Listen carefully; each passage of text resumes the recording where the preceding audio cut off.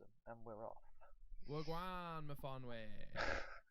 Hang on, I just reminded myself I need to turn my volume up. There we go. Sorry I'm late, Jables. No, you're good. How has your Saturday morning been? Cooler, temperature-wise. Seeing Was it as unbearable for you yesterday was 33 degrees. It's pretty hot. And my room is at the back of the house, so I got all the sun from the evening. So This is like funny. south-facing garden, is it, or west-facing garden, something like that? Yeah, whichever one the sun sets in. Yeah. Yeah. I think it sets in the east. I can't even remember. I should know that, but I don't. Anyway, what are you gonna say? Yeah, it's funny. I woke up this morning and my room was still like a million degrees, and I opened my door and I just got this like massive rush of cool air. I was just like, oh crap! Like my door was holding in all that heat. It's quite funny. Oh, dear. Well, at least your door's well insulated, I guess. Yeah, I guess so. Yeah, sure. Or like good at that, you know. Who knows? Who knows? But last Jay, we have another big week this week. Jesus So I'm very Christ! excited to do the show with you. Maybe play some games later. Yeah. So without further ado, Jables. Yo. What is the name of the tournament held by the Grandmaster on Sakar? Oh. Grand Arena Games. I think I already know it, but go on. Sakaran Skirmish, Battle Extravaganza, or Contest of Champions? Contest of Champions. Yeah, I know. I was waiting for you to say champions. I was like, it's 100% that. Because the amount of times, what's his name?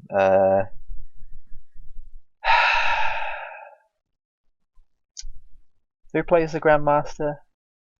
Goldblum, Jeff Goldblum. The amount of time Jeff Goldblum says champion, this is like he says it like 20 times. Right, I was going to say that is Thor Ragnarok. Yeah. Cool. All right. I don't know why Jeff Goldblum took so long to come to the front of my head. Nah, it's all good, mate. It's all good.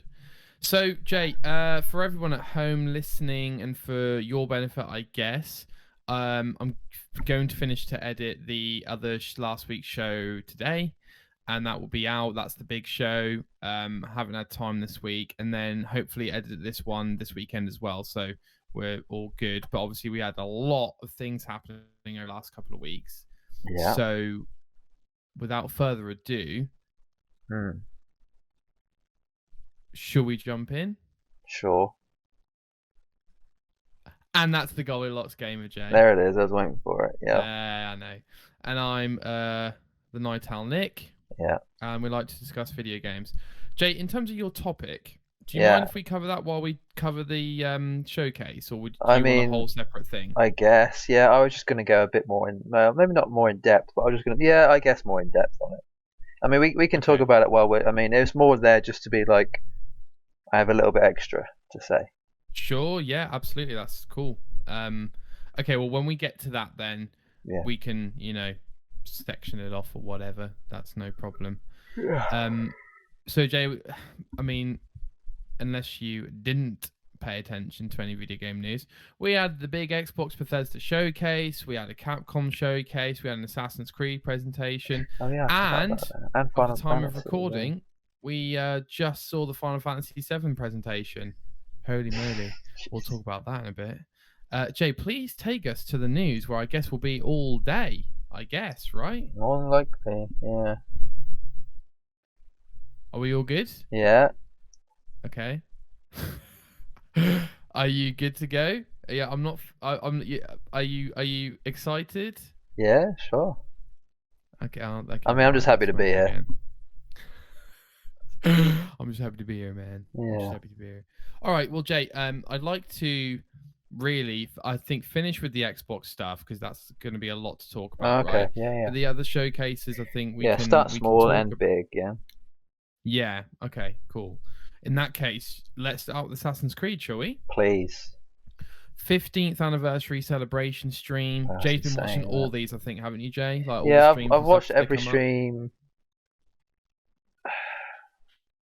Yeah, pretty much every stream. I mean, there's quite a few that are sort of like they're not that great to talk about necessarily, but I've just sort of been catching up where I can. Sure. And are you all caught up now? Are you like fully informed? Yeah, I guess so. I actually finished watching the Overwatch presentation this morning, so. Cool. That was part of Didn't my. even know that was happening. Well, I mean, yeah, there was like a 42-minute like presentation of them basically explaining what's going to happen with the game when it comes out. So that's what I'll be talking about in a bit. Cool. All right. Well, yes, Assassin's Creed time, Jay. So you watched it, and I wasn't that bothered about it, and then you were like, Nick, go watch it, I think. Well, I And I was like, mean, all right. I think it was on at like 5 p.m. on like a Wednesday, like a Tuesday. It was a very random time, but obviously they do it according to American time. So I think it was actually fairly early. I think like 5 p.m. in America is like 10 in the morning or something. So it was fairly early for them. But yeah, I was like, I didn't even realize it was on until I sat to have my tea, and I was like, oh, okay, it's on in like 10 minutes. I might as well watch that. So yeah. No, fair play. Yeah, so I didn't even know what I was expecting from this show. So you weren't but, even like, home, were you? Yeah. No, I was still at work. Yeah, No, I was exactly. still at work. Were you okay? First of all, Jay, I guess the main question I have before you jump into this: did you expect to see the next AC on this stream? No. No. I just thought that they would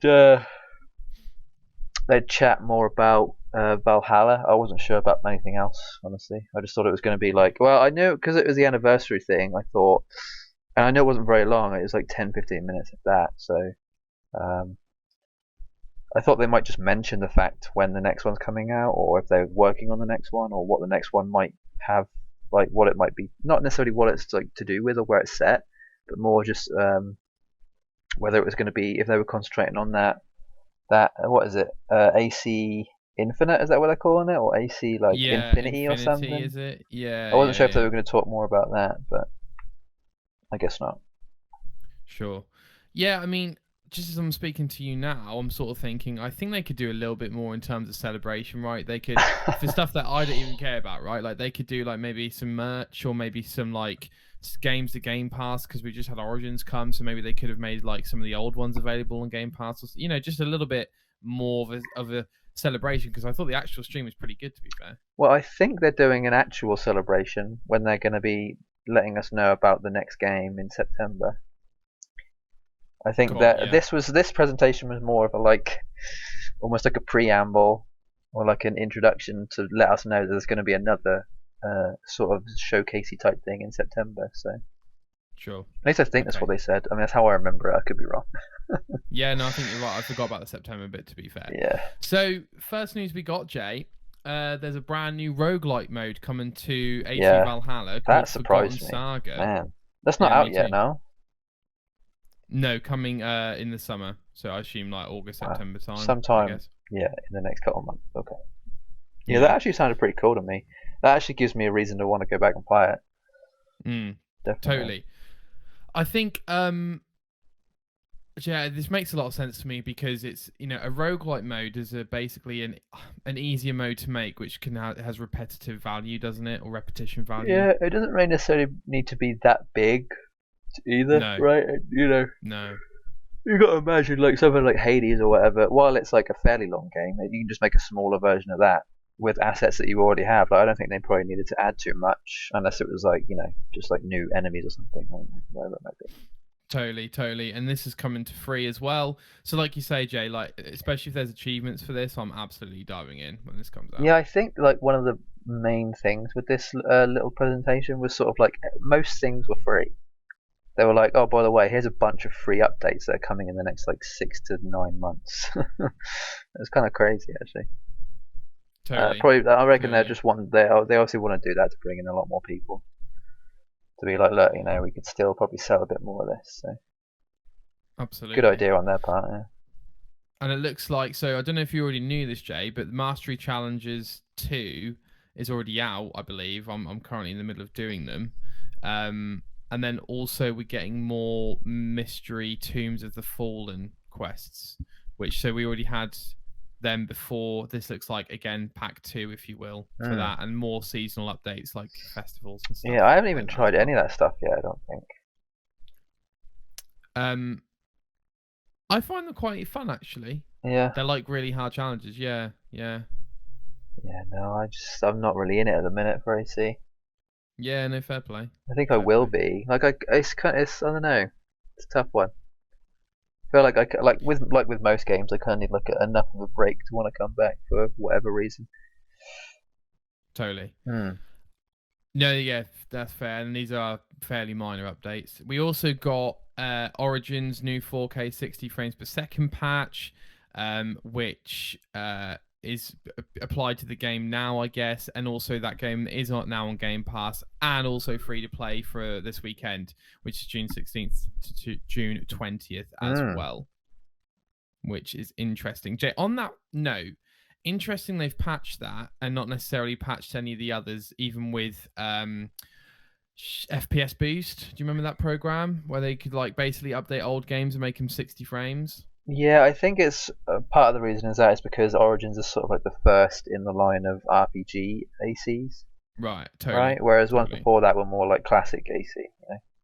Totally. So they kind of want to stick with something that maybe people have, I guess. Like not a lot of people have a lot of the younger audience tend to not to have the older ACs, where maybe they're trying to hit a certain market where I reckon a lot of them probably already own either Origins, Valhalla, or Odyssey. So they're trying to hit that market, I reckon, the more recent ones. Totally. The third era, as we like to call it. I actually am really tempted to go back and play Origins because I still need to play the DLC for it. Which actually, I went on it the other day to check the 60 frames thing, and it hadn't updated yet. So I was like, oh, okay, I'll wait, and then haven't been back on it since. But there's actually like a level boost. So I think I was like level 36 when I finished the campaign. But to be able to play the first DLC, you have to be like level 48, I think, or 45 or something. Okay, yeah. So it level boosted me to level 45. So I was like, oh, okay, that's cool. Amazing. It's handy. I haven't got to spend the next like couple of hours grinding to level up. Yeah, totally. Even though I probably would have got there because I've barely touched the bloody map. I don't think I've actually been everywhere yet, honestly. I just need to unlock everything. It's massive. The world, yeah, the worlds. To be fair, Origins, Odyssey, and Valhalla, I would say all of those worlds are like they're not stretched, but like they do feel quite full, if you know what I mean. Like Valhalla, like even though there's a big map, yeah, it doesn't feel empty. Yeah, exactly. No, no, I get what you mean. It's weird because I feel like Odyssey probably has the most inside the map to find, but I don't know I can't compare it to Origins because I haven't actually seen everything yet, so I don't really know how big it feels. Like to me, Origins is actually quite a small game because I haven't really been anywhere. Dude, that's what I'm saying. That's what I'm saying. I've only literally been to the places where like primarily the main story happens. So there's just like so many other places. I think I've probably only unlocked maybe 2/5 of the map. Maybe, in terms of like how like when it's like fogged or unfogged or whatever. Yeah, I've barely seen anything, which is good because I want to go back and play it again. So I actually might have a look at that. I'm glad you level boosted, to be honest, because I don't think. Yeah, I think that would have been an excuse for you to put it off, I guess, having to grind, really. Yeah, it would have, and I'm glad they allowed that as like a free option. But how realistic is Jay going to play this? Because obviously, Jay, you have a lot of games that you're going to play. Yeah, there's a bunch of games I need to either start playing or finish playing or want to go back to. But let's be realistic about it. You know what I mean? Yeah. So like Tales of Arise is fair play. I thought you were going to go back. Finally, but Wolfenstein 2, I don't think you're going to go back. I looked at it the other day. I looked at it and I was like, oh. I then reminded myself on how much like it needs to go into it to be able to like do well, and it's one of those games where I need at least a week to like even like think about even touching it. That's the thing. If I know a game's going to take me 2 to 4 days to complete, I need a week to be able to play it. Because I like to have time either side. Does that make sense? Or like after the fact. Yeah. I like to cut. It's almost like a come down. I need to like know that I have enough time. I'd rather have too much time than the right amount of time. Does that make sense? Yeah. Like sure. I don't like being.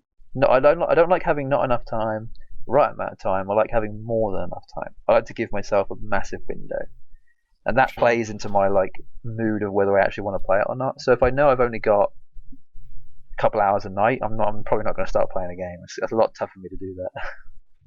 Well, Wolfenstein 2 won't take you that long. Yeah, no, I know. I mean, you could do that in 2 days. I know. It's just I'm terrible. I'm one of those people that like looks at a journey of 1,000 miles and just can't be bothered to take the first step. You know, it's just like I know everyone starts with the first step, but it's such an effort to make the first step sometimes. I understand. It's a struggle. Also, we've got Discovery Tour Viking Age receiving a standalone release, which is very cool. Yeah, what was And that? That was the sort of like educational yeah, side of it, right? Where so, like showed off all the history. You know what's funny? I've actually learned lots about history by playing AC games. totally, Like, there's so much totally. I've learned. It's insane. Which one do you think you learned the most on? Odyssey, I learned a hell of a lot about Greek mythology and like philosophers and the arts.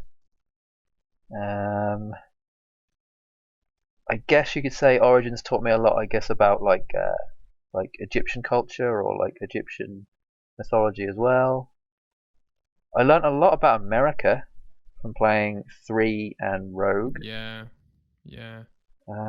I learned a lot about Italy, Italian history. I learned a hell of a lot about French history. Um, I and would say I don't I think I would learned. Actually, I learned a decent amount in the in Syndicate as well, because they tell you a lot about writers and famous people from Britain as well. I true. learned so much I about everything. It's insane. I would argue the first game only because I know nothing about the Crusades. So Oh, I would Third argue the Crusade. Yeah, first yeah, game. yeah.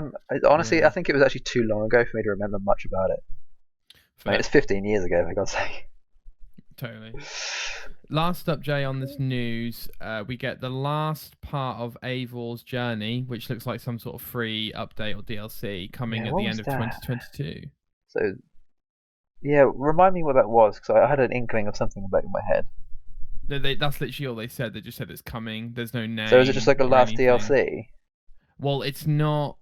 I believe they said it's Or yeah. like a This content mission? will be free chapter for all players. A So free I chapter? think Okay. DLC is going a bit far. I Alright, imagine yeah. it'll be a bit more like the crossover Yeah, update they did. exactly. Yeah, yeah, yeah. That's exactly what I was thinking, yeah. Because they even mentioned that as well, didn't they? So, Totally. that makes sense. All right, next up, Jay. Oh, this is What? Oh, so God. exciting. Final Fantasy 7 Remake 7. Sorry, Final Fantasy 7 Remake stream. Part 7. Oh my god, you're right. Just Final Fantasy 7. You're right. Just Final Fantasy 7. Okay, Jay. Where do we start? Yeah, it was Where kind of do we insane, because start? I was watching Maximilian Dudes watching it, so I sort of watched it through him. And I think I actually fell asleep while I was watching it, because it started at 11, so I was like, oh, I'm knackered. You And I pain think me. You I pain me. watched the whole thing, but I fell asleep as soon as it ended, so I didn't get his reaction to like him chatting about it after the fact, which is fine because I went back and rewatched it anyway. But yeah, I watched all the important announcements. I watched the whole thing, but I fell asleep like the second it ended. I was like, oh, I was gone. So it What was a is bit of it? a Oh, it fever was quite dream, late, wasn't honestly. it? Yeah, it was Yeah, like yeah. 11, so just late. Well, I say it's late. Like sometimes work's been tiring. Mate, no excuses needed. By the way, Jay, my laptop is broken for some reason. So, off the top of my head, Yours we is got broken. the Steam release for Remake. I think the interesting element about that, Jay, is okay. So we kind of have to talk about one thing to talk about another thing. So Please. no Xbox release yet, but the Crisis Core remake Yeah, slash remaster it's is coming coming to out. Xbox. Yeah. What? Give me something. What? Like, what's going on? It's about as much of a classic Square Enix move as you could possibly do. Honestly, Square Enix are Right. very good at releasing some content for Xbox, but not all of it. I'm not sure if it was some sort of like agreement that they made with Sony or something. I'm not even sure, to be honest. But like, oh right, so like remake still in the It might have window, been but part of their contract. Let's say that because we now know that 7 Remake is going to be in more than 2 parts. right, They might have had a contract with Sony being like, right, well, the first 2 or at least all the parts of this has to be console exclusive until like a year after the third part is out or something. So we might not even get one until like the last one is done, or even maybe sure, like so many years after the second one. We don't really know what is in the contract, if there is any sort of thing like that. We have no idea. So I just know that's a possibility. That's sometimes how it works. Exclusivity deals are funny in how they work like that. So sure. Well, Jay, let's start with I guess what they well, obviously Steam release, cool, and then we got First Soldier new season update. Do you care about season that? 3, yeah, no, not really. I know Max didn't really give a shit. He was actually doing this. He was like, "Hurry up! There's not much. I want to see the rest of the bloody thing. You're Yeah, wasting time." I watched his reaction literally just while I was doing lunch, so yeah, pretty fresh So in my mind. good, And so then good. and then we got the first meaty stuff, right? We finally saw a bit more on Ever Crisis, and it's pretty much exactly what we hoped for, right? Yeah, so Ever Crisis is an exact remake of Final Fantasy VII in that it's not Final Fantasy VII remake like done in that style. It's actually the actual same as the original game. So the story is the same as the original, whereas the remake story is completely different. Well, I say completely different. It's different. It doesn't follow the same beats necessarily. But then I believe it's also it's a remake of all 3 or 4 games, right? It's got Crisis Core in there. Sure. It's got Dirge of Cerberus. I think it might even have Dirge of Cerberus in there. Yeah, which is mental. So do you think this? Go on. I'm trying to think. So Ever Crisis is the name for the whole compilation? Yes. Okay, and then Crisis Core is the first game that's coming out of that compilation. Or no, I guess Final Fantasy is, but like Final Fantasy VII, the remaster one is, but then the Crisis Core is actually being completely remastered and is coming out as well, right? That's what they spoke about. They sort of said that that's coming out this winter. That's what we're going to see. Yeah, so Ever Crisis, from my understanding, is a mobile style version of all the games pretty much, including Crisis Core, but then also with a modern battle system, which is fucking nuts. Which is basically the same as remake part, or just remake, I guess. Right, and then I think that's got all the stuff in it. But yes, Crisis. So the PSP game, Crisis Core, is getting a remaster coming out on Xbox and all platforms and Nintendo Switch apparently this winter. Yeah, so that's where I'm getting confused. Yeah, so there's technically 2 Crisis Core games coming out. There's the mobile one, and then there's the Xbox and console one. Yeah, okay. That's why I'm getting confused. I wasn't sure if it was just that or if it was one that was coming to console as well. Yeah. Jay, my opinion on Ever Crisis, right, is that this could, like someone who doesn't play mobile games, this could genuinely change, like that. If you were like, gun to my head, what mobile game do you have to play? You know, like just pick one. It's going to be this Ever Crisis game because there's just not a game like it, basically. I guess not. I mean, there is and there isn't. I mean, there's definitely other, like, they've released most famous Japanese RPGs on mobile now. Like, all the Dragon Quests are on there. Most of the Final Fantasy games are on there. I'm sure there's a bunch of other ones, but they do all obviously cost an amount of money. Sure. So. I guess I meant more case of made for mobile, in a way. You know what I mean?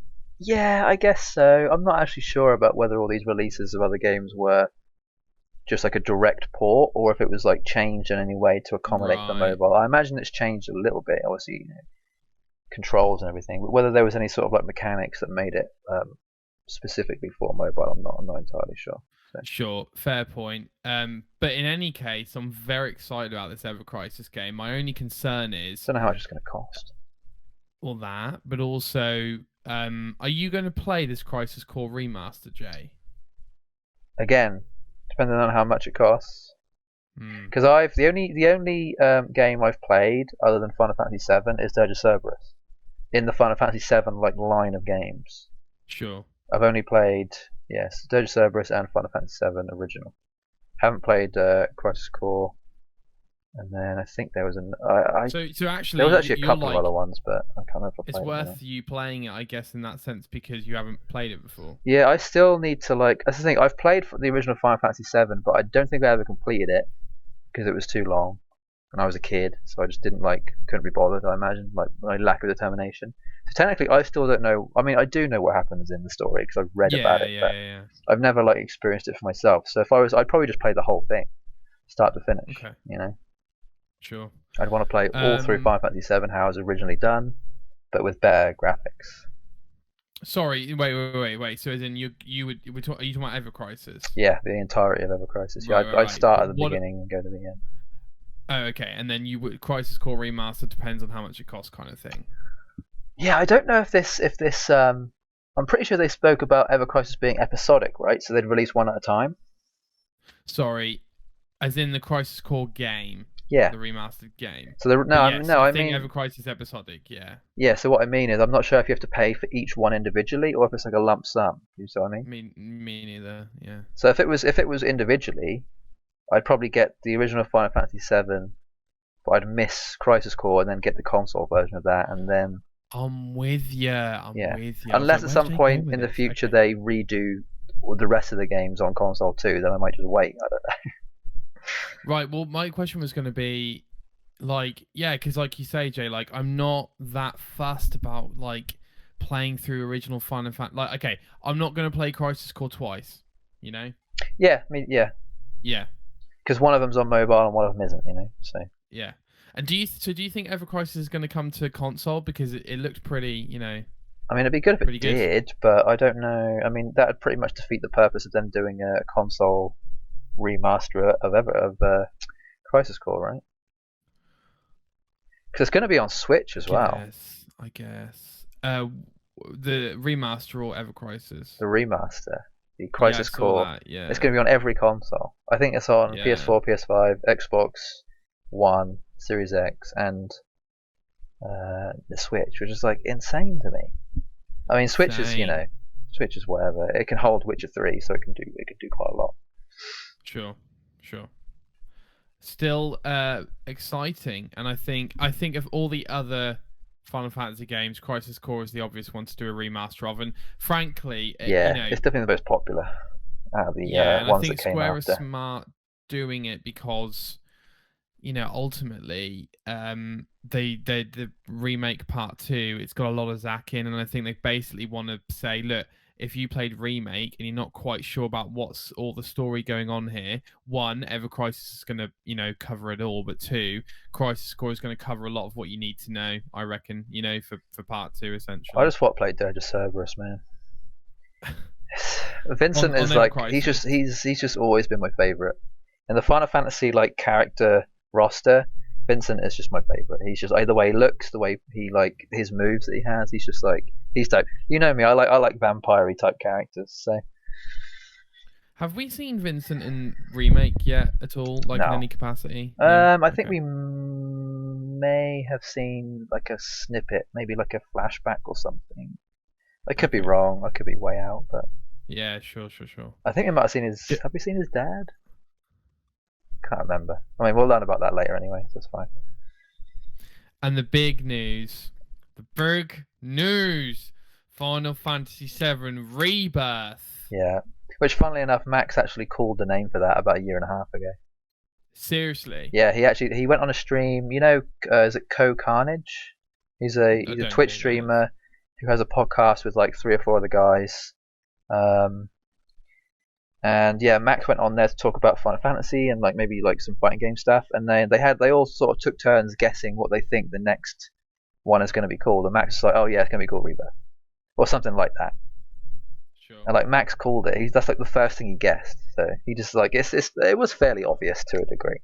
You can tell they're going with our names at this point. So everyone's trying to figure out what the third one's going to be called now. Right. Well, obviously, part of that announcement was that it will be a trilogy, and which is cool. Obviously, we don't know the name of the third one yet. But Jay, I think we know the release date, most anticipated game. Yeah. I mean, for you always make it seem like you haven't really got much to look forward to. But I mean, I feel like you do. It's just maybe I don't know. Expectations low. You know how I am. No, I mean I'm like that too, but I feel like I got God of War. I'm excited for. It got delayed, didn't it? Oh no, that was a rumor. That's my. The rumor. Yeah, I just feel like I've probably if I had to really sit here and think, oh, how many games we're looking forward to, I could probably list off about 20 games. Well, to be fair, Jay, we'll come on to this, but I reckon you've actually had one of your best gaming announcement years ever for you. You know what I mean? Yeah, no, it's been pretty good. Games for you. But I'm fairly easy to please when it comes to certain things. Well, I think it's just the type of games as well. But we will. We'll get there. But what do you think of the trailer for Rebirth? Much of what I expected. The graphics definitely look more comparable to the PS5 version of the game, which is good. That's always what you want. I guess the other thing that people were saying is that it's a PS5 exclusive, right? So no PS4 this time. Yeah. Which I'm glad about. I'm very glad about that. Totally. Starting to get those next-gen only games, which is decent.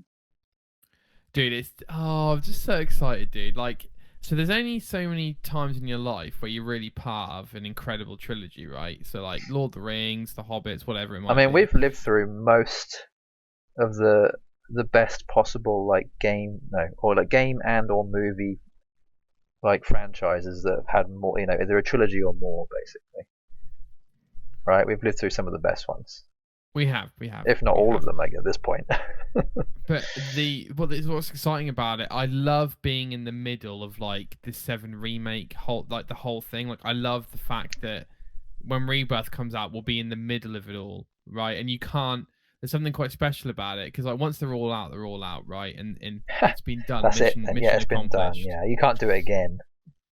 At that point, Square would need another Final Fantasy VII. Right. They need something that's as big.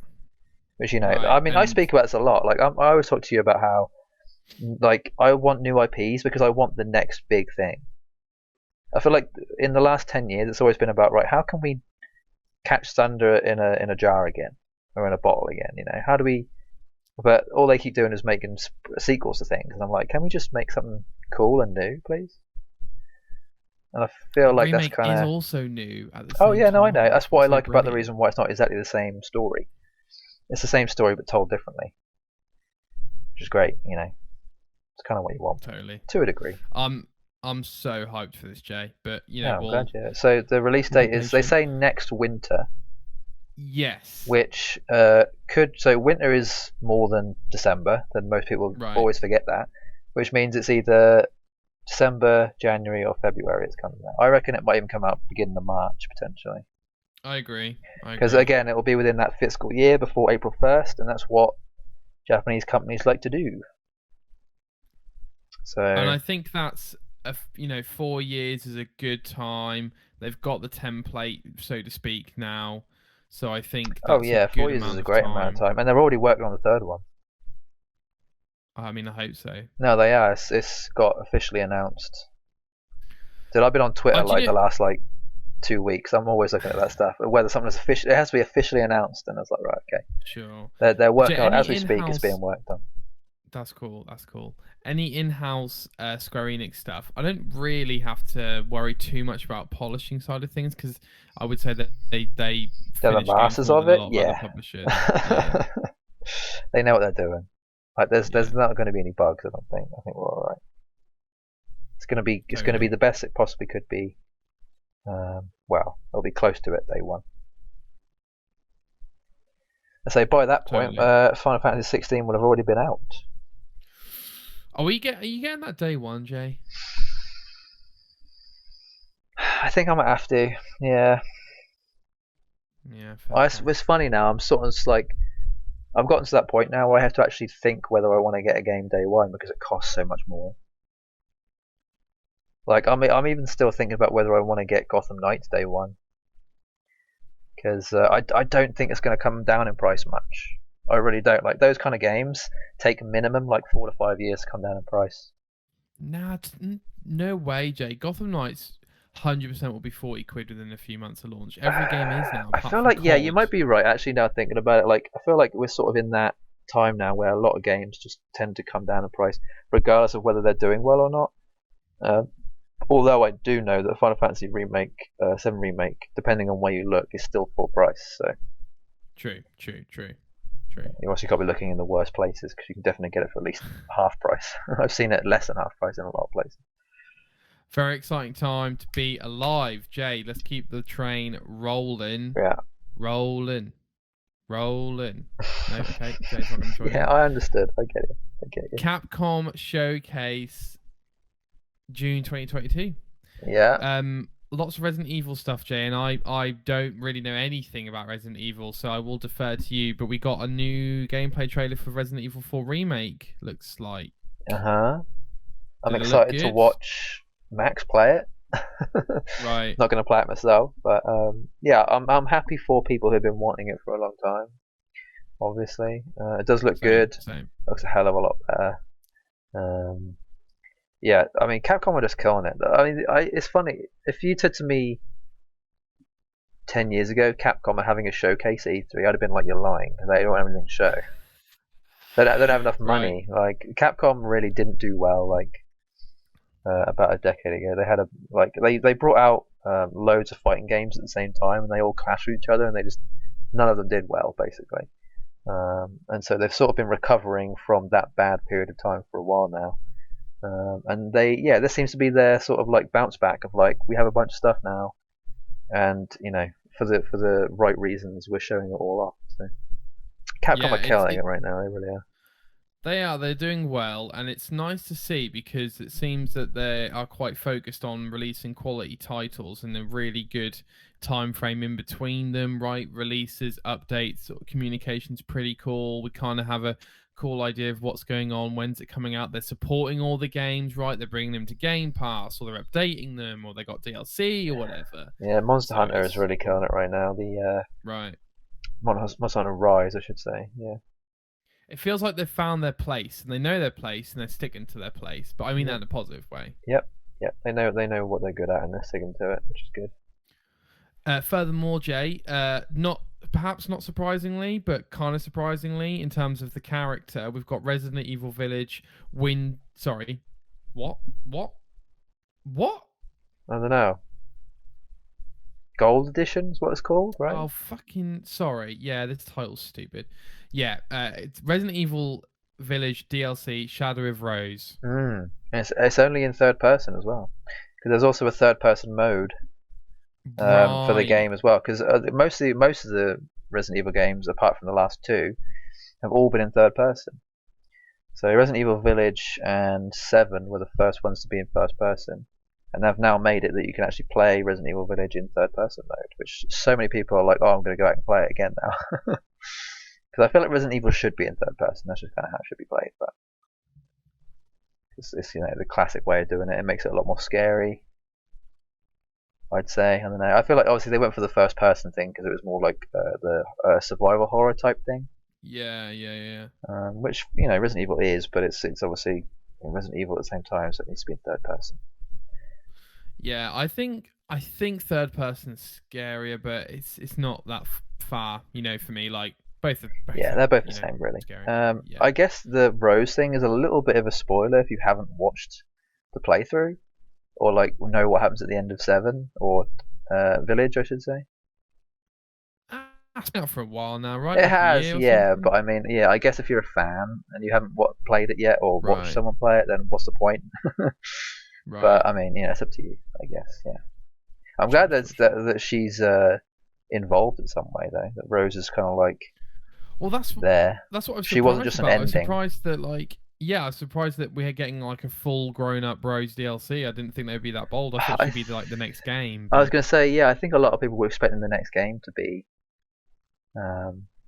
Rose, but I mean, if you really think about it, that's kind of stupid because they're doing a similar release schedule to what 7 had, in that they had the main game, and then what all the story elements from the main game sort of led into the fact of what happened with the DLC that came out, and that, I mean, they were really successful with that, so why wouldn't they just do that again? Makes sense. I'm excited to actually watch. When is that coming out? Do we know? The Rose DLC. October. Okay, yeah, I'll be watching that then. Part of the Winter's expansion, which is what I got confused about earlier. So yeah, that's that. And then we're also getting, Village is getting a Mercenaries additional orders. Yeah, mode. This blew my mind. You get to like play. What is this? Yeah, so Mercenaries is kind of like it came with the base game. You played as the main character in that one, but it's kind of like a horde mode thing where you have to fight through a certain amount of waves and you can get like unlocks and stuff. But I think it's almost like a time trial thing too, where if you killed certain enemies a certain way or in a certain amount of time, you got more points. You can get like a triple S score or whatever. And I think depending on what rating you get, you can unlock in-game items. So like you can unlock like a special weapon and like a bunch of other stuff. And so they've now made it where they've added, I think, new maps and like new levels, but also like different characters you can play as now. So you can now play as Lady Dimitrescu, which is like. It's insane to me. Like that's such like if you're a massive fan of that mode, like that'd be the best thing that ever happened this year. Honestly, at this point, Right. And I Right. did actually watch quite a few speedrunners sort of like try to figure out that mode and like see if they could get the best score on it. So I'm kind of interested to see if they're going to go back and attempt this next thing as well. So Wait, is so that, this mode's already out? yeah, the initial mode of Mercenaries where you play as the main character, it came with the game. But Right. the Okay. fact I don't think the new characters that are playable are out yet. So I'm with you. yeah. I didn't know whether it was the new mode coming. I'm with you. No, the I'm with mode was you. already there. They've just added to it. There's basically DLC for the mode that was already there. Oh, dude, I like fair play for people like Maximilian and speedrunners who are good enough for these, but like getting all the S rank stuff that scares the crap out of me to get to those. Honestly it definitely looks a lot more doable than you think. I Fair. think if Well, the you play master the game challenges in enough, it's AC not too Valhalla bad. are quite doable as Yeah, I well. mean they won't make them impossible. Obviously, they've play tested it enough to Well, know it's doable. sure. It just takes you need to have played the game a lot to know muscle memory and all that. Jables, Mm. Resident Evil 2 remake, Resident Evil 3 remake, and Resident Evil 7 have got free next gen upgrades. Oh, I didn't know that. Was that okay? I didn't even see that. That's pretty cool. Today, and they came out the day it was what it was, which was June 13th, which is awesome. Yeah, I Got saw that. That 4K, was pretty cool. high frame rate, ray tracing, and 3D audio, which is sick. Decent, yeah. That's sick. Be a lot That of is people sick.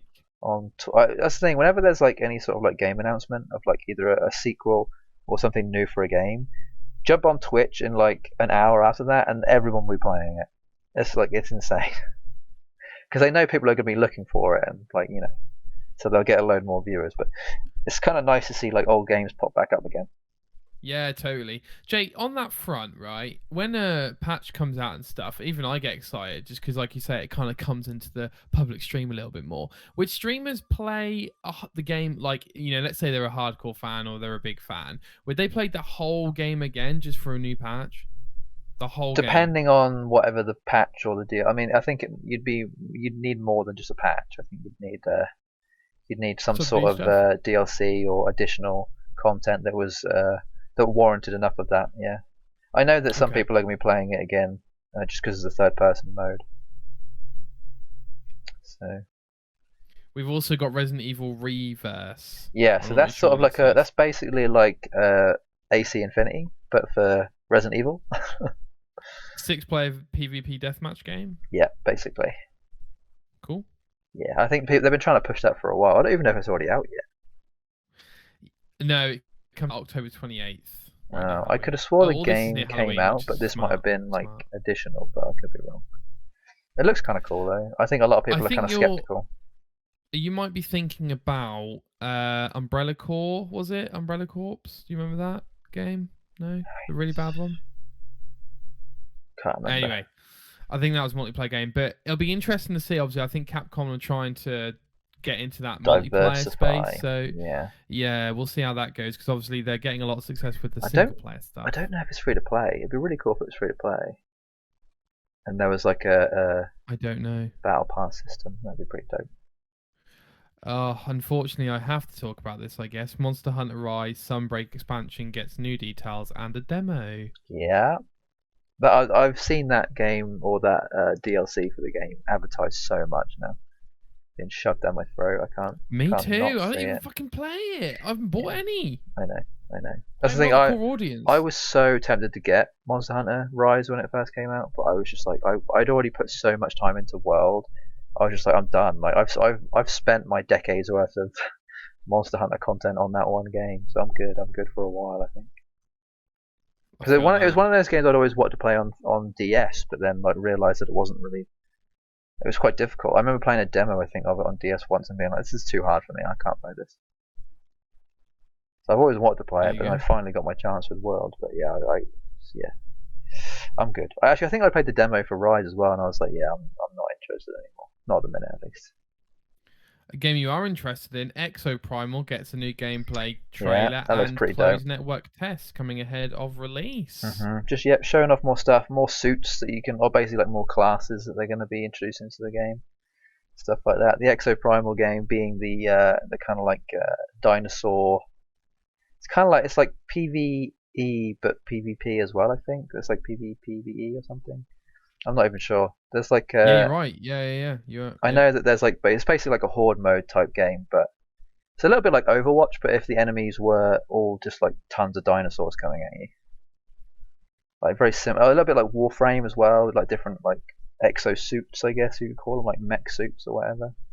It does look pretty cool though. Yeah, that's definitely one I'll be watching other people play, but I don't know if I'll actually get it myself. That's still, I need to prioritize really. I need to prioritize like the big hitters. Sure. So we'll just see where we're at near the time. Sure. Actually, I don't even know what the window. When is that coming out? Do we know? Is there a release date for that? Let me tell you. I don't think it's this year. Next year. Yeah, I was going to say it has to be next year. Yeah, okay. It looks like they announced that there will be another Street Fighter 6 announcement before the end of 2022, which I don't like. Yeah, I mean the game's coming out like beginning next year, so. Sure, but like just announce it. Don't announce you're going to announce it. You know. But I get it. I think it's because they've shown us so much over the last 2 weeks. They even put out a tweet saying, "Look, we're not going to show you anything more. It's like sooner rather than later. Like give it a while. You know, this isn't the beginning of the marketing thing. It's going to be a while. So that's probably why they're letting. But then they're trying to let people down easy." The most surprising thing, Jay, to finish off the Capcom showcase stuff, Dragon's Dogma's 10th anniversary event teased. Oh wait, sorry. Yeah. No, I take it back. Guys, stop confusing me with shit in the stuff. Okay. Dragon Dogma's 10th anniversary event teased, but no sequel announced yet. And then. Oh no, I take it back. Yeah, I was going to say, keep going. I take it back. This is out of date. Fucking hell, guys. Extremely what is going on? Dragon Dogmas 2 was announced, I'm pretty sure. Jay. It was funny. They did a what's called a t-shirt reveal, which is kind of like a classic Japanese thing where a lot of Japanese developers will like, rather than show you anything of the game, they'll like open up their hoodie, show they're wearing like a t-shirt that has the logo for the next game on it, and be like, "Oh, we're working on it, by the way. You can wait for it, please." Amazing. They've done that so many times. It's become a meme at this point because it happens so much. Yeah, I mean, like, I know like the likes of Phil Spencer tease things on t-shirts, and Sony guys tease things as well. Someone even got a tattoo once. I think it was on their chest or like on their arm. Oh yeah, or something. no, you're talking about Peter Moore with Halo 2. Oh got the yeah, release date there you tattooed go. on his arm. Yeah. I mean, come on. Can you imagine if they delayed that? Well, that was their point, right? It was like, it's not getting delayed. Yeah, like, can't be now. Jesus Christ. Can you imagine someone doing that now and then the game gets delayed for like... Oh, that'd be like you can't do that in this time. Like nobody can ever get a tattoo of a release date ever again. Just not happening. And also, Jay, that came from Adam Bankhurst. IGN. Sure. I'm just gonna give credit where credit is due, despite the bad titles. All right, Jay. Look, we're in the big stuff now. We're in the big leagues. We're ready for it. We've been looking forward to this conversation for quite some time. Yeah. Xbox and Bethesda showcase. I think we've got very different opinions on it. But I know you've had some time to reflect, which is good. Yeah, I haven't actually thought about it much. There's only one game in there that I've probably thought about more than the others, but we'll get to it. So. All right. Well, we are going to go game by game, not necessarily in order of what they showed, yeah, but on the just order of this do it however you want. I don't really mind. This again comes from IGN Kevin Lee. Now, Jay, before we dive in, we need to give some overall thoughts here, and I think this is where the meaty conversation is going to happen. So, what did you think of the showcase in general, overall? It's actually funny. I remember, like, as soon as it was over, and within the day or two after, everyone was like polls on Twitter of like ranking the showcase from like 1 to 10 or like A through F, whether it was a fail or a pass, like all these kind of things. And I think the one I saw the most was like it was either average or above average. It definitely wasn't the worst, and definitely wasn't the best possible. I think a lot of people were expecting to see. I don't know why they were expecting, but they were expecting to see like Elder Scrolls 6. I think more stuff on that. They were expecting to see just basically like more heavy hitters, I guess. I can't remember which games they were because I don't even like. I think people are just thinking way too far in the future, and they're not in like the right timeline in their head of like where things could possibly come out. So I think people might have marked it down because of that. But I think overall it was like it definitely passed. I'd give it like a B minus, or like maybe like a 7.5 or like a 7.5. Definitely wasn't the best. It wasn't the worst, but it could have been better. That's the thing. Like I always go into something never expecting the best possible outcome. So I think had I gone into it expecting too much, I probably would have ranked it lower. So just go in with an open mind, and you'll enjoy it regardless. So, but yeah, I enjoyed it. I thought I had a good time. I can't say I was bored. I definitely didn't think, oh, well, this is boring. The entire time, I was just glad that things were being said at that point. So, what about you? What about yourself? So for me, Jay, yes, please. I thought this was extremely disappointing, and that's funny. Arguably the least enjoyable showcase I think I've seen Xbox do in quite some time. I think because it didn't have the same effect as what the showcase had when Cyberpunk was shown off, where it was all a lot more showy and a lot more a lot more involved. I guess it felt a lot more like how cons or how announcers are supposed to feel, where it's supposed to be a large audience sort of reaction. Everyone's supposed to go crazy, But I think we're sort of not really we're not back to that yet. It feels like. No. I think these companies have realised they don't necessarily need all that because it costs money to do that. So they kind of want to save where they can right now in this economy. So they're going less showmanship and more realistic expectations of what is within their capabilities, I guess. So would you say that was part of your thesis, I guess? Sure. I don't think so. I get what you're saying, and I definitely think it has an effect, right? Because if you hear a whole crowd go crazy for Redfall, you're like, oh, maybe people like this game. I rewatched the Final Fantasy VII announcement in 2015, 2016. Yeah, that was that gives me goosebumps every time. Yeah, totally. Listening to the crowd reaction to that, it just makes you think that was one of the best possible announcements ever. But I don't think we've had anything really to that level in a while. I think the last time we had that was in 2019 when Cyberpunk and a bunch of other stuff was shown off. So yeah, I don't think so. It was really disappointing, Jay, and actually I've lost faith. Wow, that's so odd. I think we're looking. Other people looking at our review of this could be seen in a couple of ways, right? People looking at yours can be like, well, yeah, we kind of should expect more because they're capable of those things. But if they look at it from my way, it's kind of well, they might even call me a lot of people tend to say my opinion or someone who's a bit more average about everything, in the middle of everything.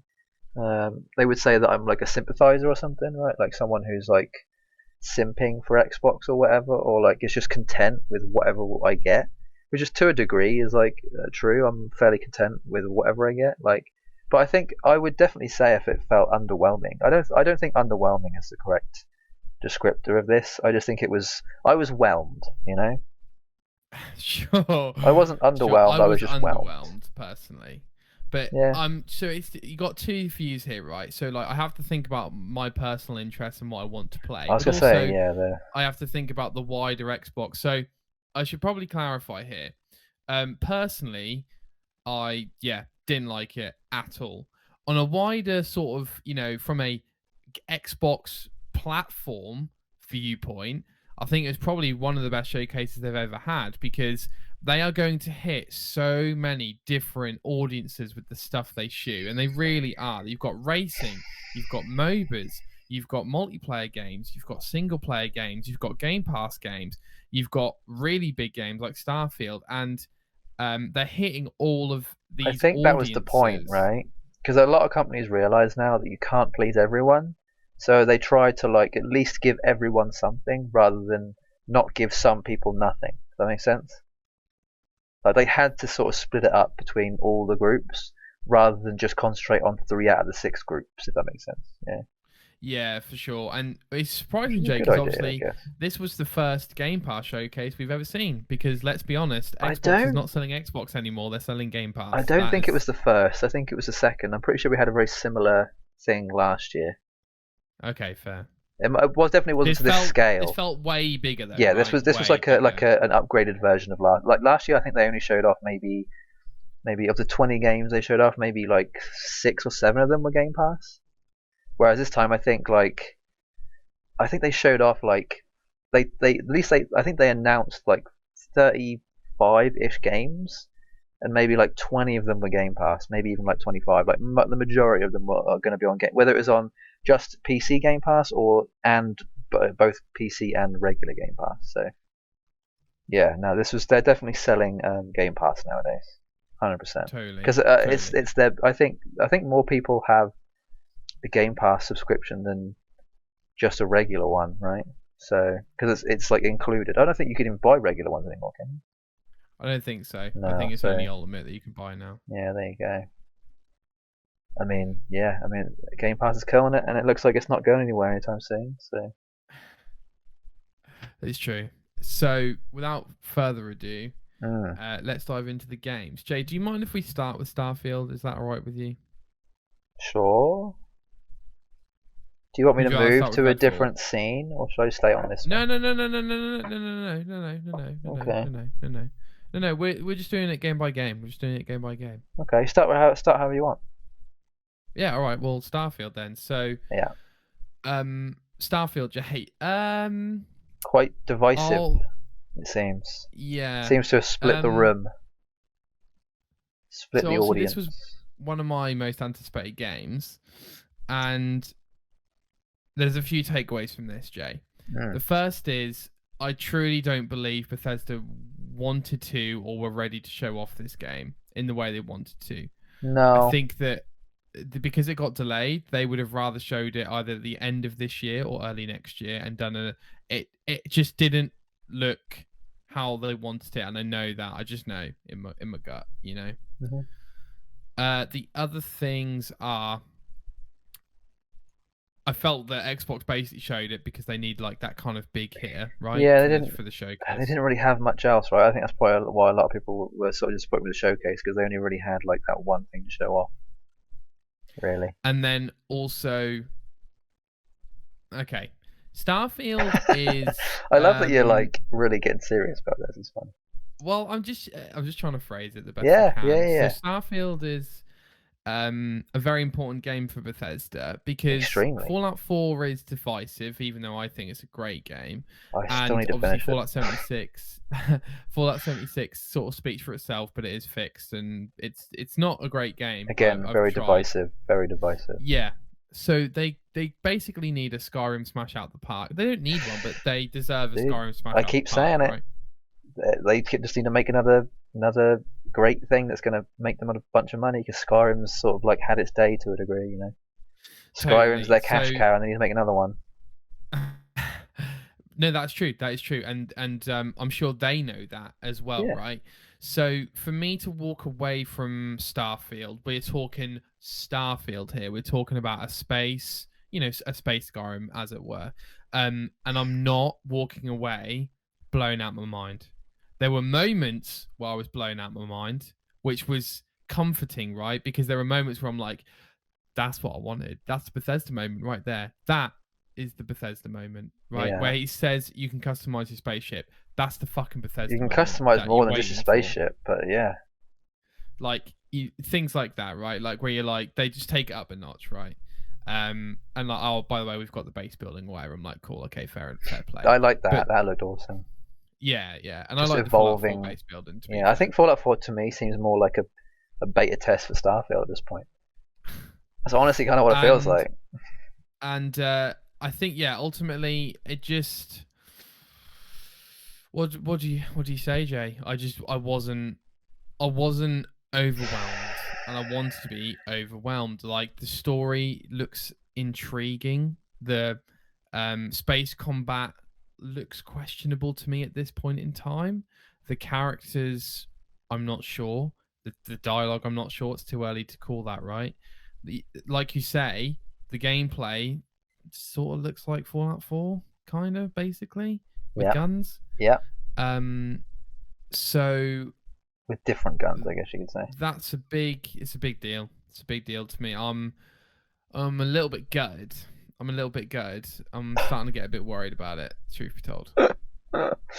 This makes me laugh so much, because I think you may or I want you to tell me what you think my my opinion is, and then I'll let you know, and we'll see how different they are.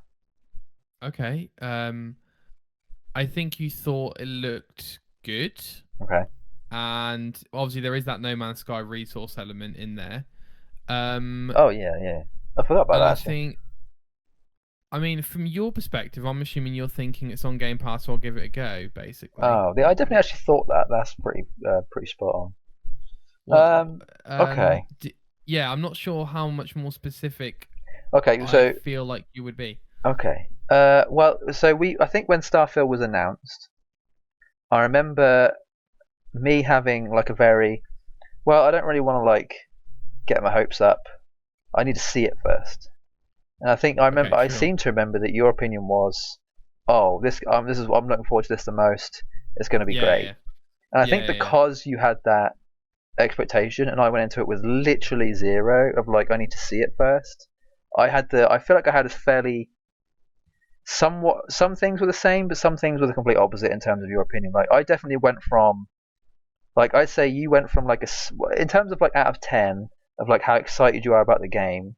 What were you before the announcement, and what were you after the announcement? Probably like an 8 before. And now you are probably a 4 or 5 now. See, I'm genuinely the exact opposite. I went from like a 4 or 5 to like a 6 or a 7, maybe an 8. Okay. Oh, I flipped. It completely flipped for me. I was like, okay, I've seen it now. I understand what I feel like I'm probably going to get myself into, and I could definitely see myself enjoying this game more than what I expected. Cool.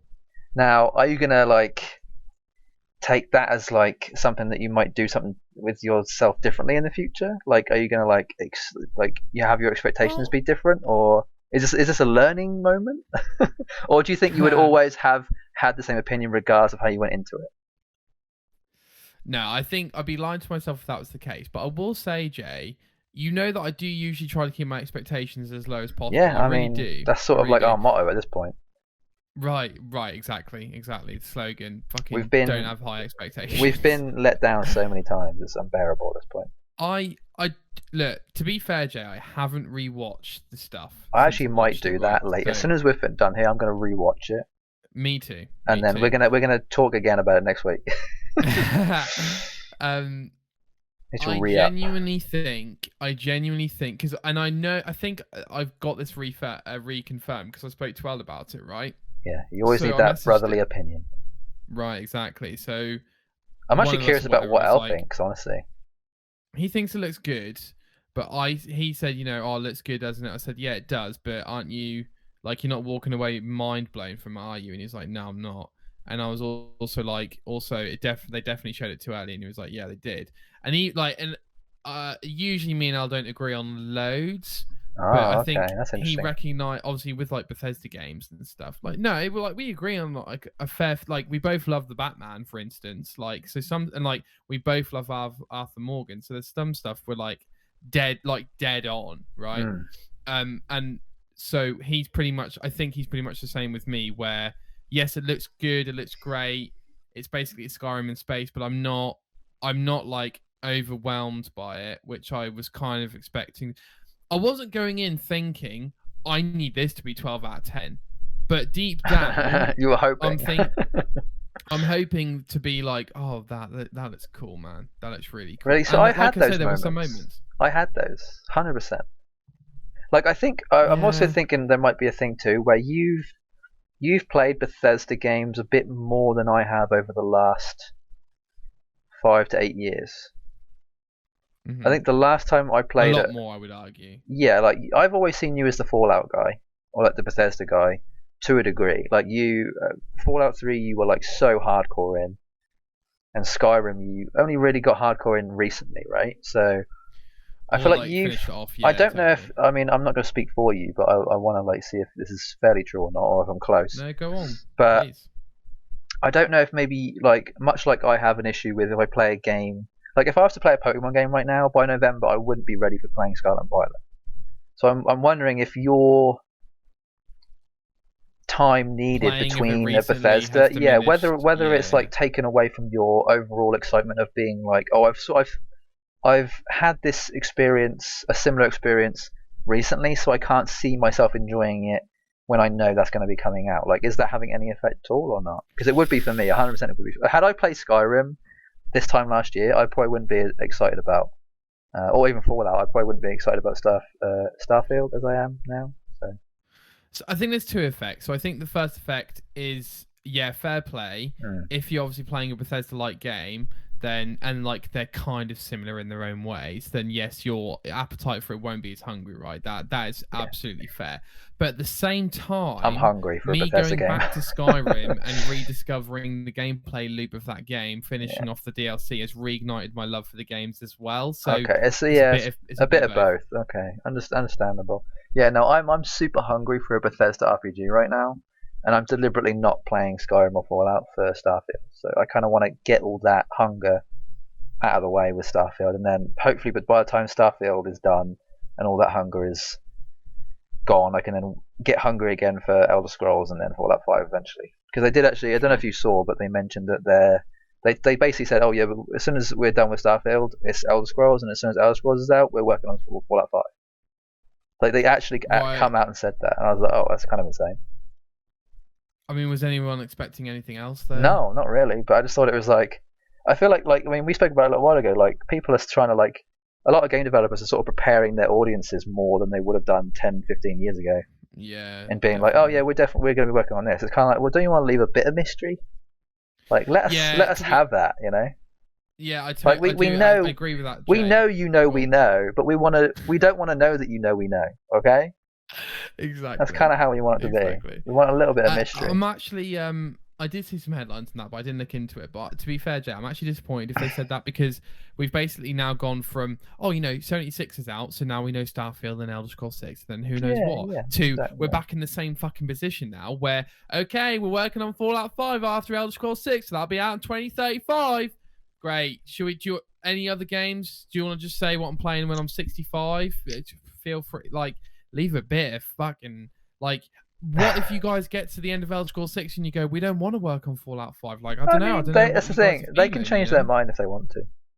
It's totally up to them. I hope they know that. Yeah. I mean, yeah, I hope that's the thing. I think audiences will react differently to that. Not a lot of people. The mob seem to not react nicely to people changing their opinions, regardless of how long it takes for them to change their opinion. It can be 30 seconds or it can be a couple of years. It doesn't really matter how long it is, as long as if your opinion changes, we hate you. I have a couple of things to say. I have a feeling this showcase for Starfield had a little bit of the same sort of feeling as what I think Cyberpunk had on release day, or at least maybe the first month of it being out. Like it kind of had that. I think people had way too high expectations for the game, and so when they saw it, they were like you say, underwhelmed, and it's now sort of almost left a bit of bad juju around it, you know. Like it's almost left like a little bit of a grey cloud hovering above Starfield now. And I think because the game isn't out yet, they have time to rectify that. Whereas because the release of Cyberpunk had that effect, there wasn't really much they could do about it. It just sort of had to run its course. So I think there's definitely hope still. Do you feel hopeful? Okay, here's the other question. Are you playing this game day one? Yeah. Because I think that answers my question of whether or not you're hopeful or not. To a degree, I mean, you could just play it to play it, but I feel like I don't want to speak for you, but I have a feeling you're going to enjoy this game regardless. Because at the end of the day, I think I did see someone tweet this. I can't remember if it was like an official Bethesda person who tweeted this, or if it was just like a random person. But they were saying something to the effect of, I don't think a lot of people realize that this is Bethesda make Bethesda RPGs. They just change the aesthetic and the theme. They make the same game just with a different theme each time. And people for some reason, to be expecting something completely different when in reality, Bethesda don't do that. They just make the same game, which isn't necessarily a bad thing. Right. It's to be expected, and I think people are expecting something completely different when they shouldn't be. Their expectations should be met. They should be content with the fact that they know that every Bethesda game that comes out between now and at the end of time is more than likely going to be a Bethesda RPG, just with better graphics each time, hopefully. Like part of the appeal to me, part of the appeal of Bethesda is the jankiness surrounding the game. Now I've explained this word to you before. Do you remember what jankiness means? Yeah, I mean, I still feel like you're using it wrong, but no, I'm 100% not. Jank is just sort of like that really tasty word for like Jank is so hard. It's almost like you kind of need to have seen it used in context enough times to know what it means. But it's kind of just like things that don't like glitchiness, but not glitchiness. Like things like part of the reason why Fallout 3 was so good, and same with Skyrim, is because of how like it didn't run perfectly. But because it didn't run perfectly, added to the sort of love. It's almost like loving a dog that isn't quite like is a bit ugly. You know, it's like the ugly duckling scenario. Like you still love the duckling because it's a duckling, but it's the ugly duckling. So it's sort of like the underdog. You know, even though it's technically Bethesda is the top dog, but it's also the underdog at the same time. Like it's never really going to be like the best looking dog, but it's going to be the one you love the most. You know what I mean? It's like that. It's like your kid that is stupid, but you love them the most because they're extremely emotional and loving. Like to me, that's what Bethesda is. They're all about that mentality when it comes to making their games. Whether they try to do that on purpose or not, that's just how it is. Just to let you know, the dictionary word definition for janky Please. Of extremely poor, unreliable quality. Yes. But we still love it because it's fun as hell. You cannot say to me that Fallout 3 isn't fun. No, yeah. And that you didn't love it. You loved it regardless of the jank. That's what makes it good. In your example there. Yes. I'm going to analogize it for movies. Please. So I can try and understand it myself. Please, yes. So I wouldn't compare it to a movie where, say, like the FX have broken, because I think doesn't fit the analogy. I think it is a little bit. You said to me, I was thinking more if you said you love a film, but it has some bad dialogue, but the bad dialogue almost contributes. Yeah, no, that's a good example, a good analogy. But so I struggle with your example, Jet, only in the sense of the game would be better if it was more fixed. Not necessarily. I don't think so. I think that's a really good argument to make, but I don't necessarily think that's true. Okay. Let's say that Fallout 3 was had no issues with it when it came out. Let's say it was the same game, but there was no glitchiness, no bugginess, no jank of any sort. Do you think that would have changed anything? Obviously, hindsight is 2020, but do you think that would have changed anything? Like, would that have made you think any more highly of the game, or even would it have what would have been the difference? Would there have been I think so because I hate their bugs, but that's me. Okay, yeah, obviously there was a level of frustration with some of the bugs. Some of the bugs were not funny, but there were some bugs that were like, haha, that's a funny moment. At least I can go back to the save and redo that thing. Sure, but if it was a save bug, it's different, right? Sure. So, and to be fair, it does obviously certain Bethesda bugs create a whole funny culture around those games where streaming becomes funnier because people encounter bugs. So it creates more content moments, Right. But I guess part of that was just to do with the technology at the time, versus now the technology is sort of we hope it gets beyond that, so there shouldn't be any jankiness in comparison, right?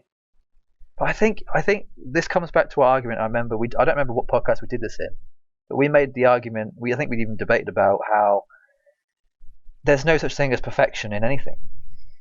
So why are you expecting it in anything if you know that it can't be achieved, right? That perfection is, or I guess beauty is in the eye of the beholder, right?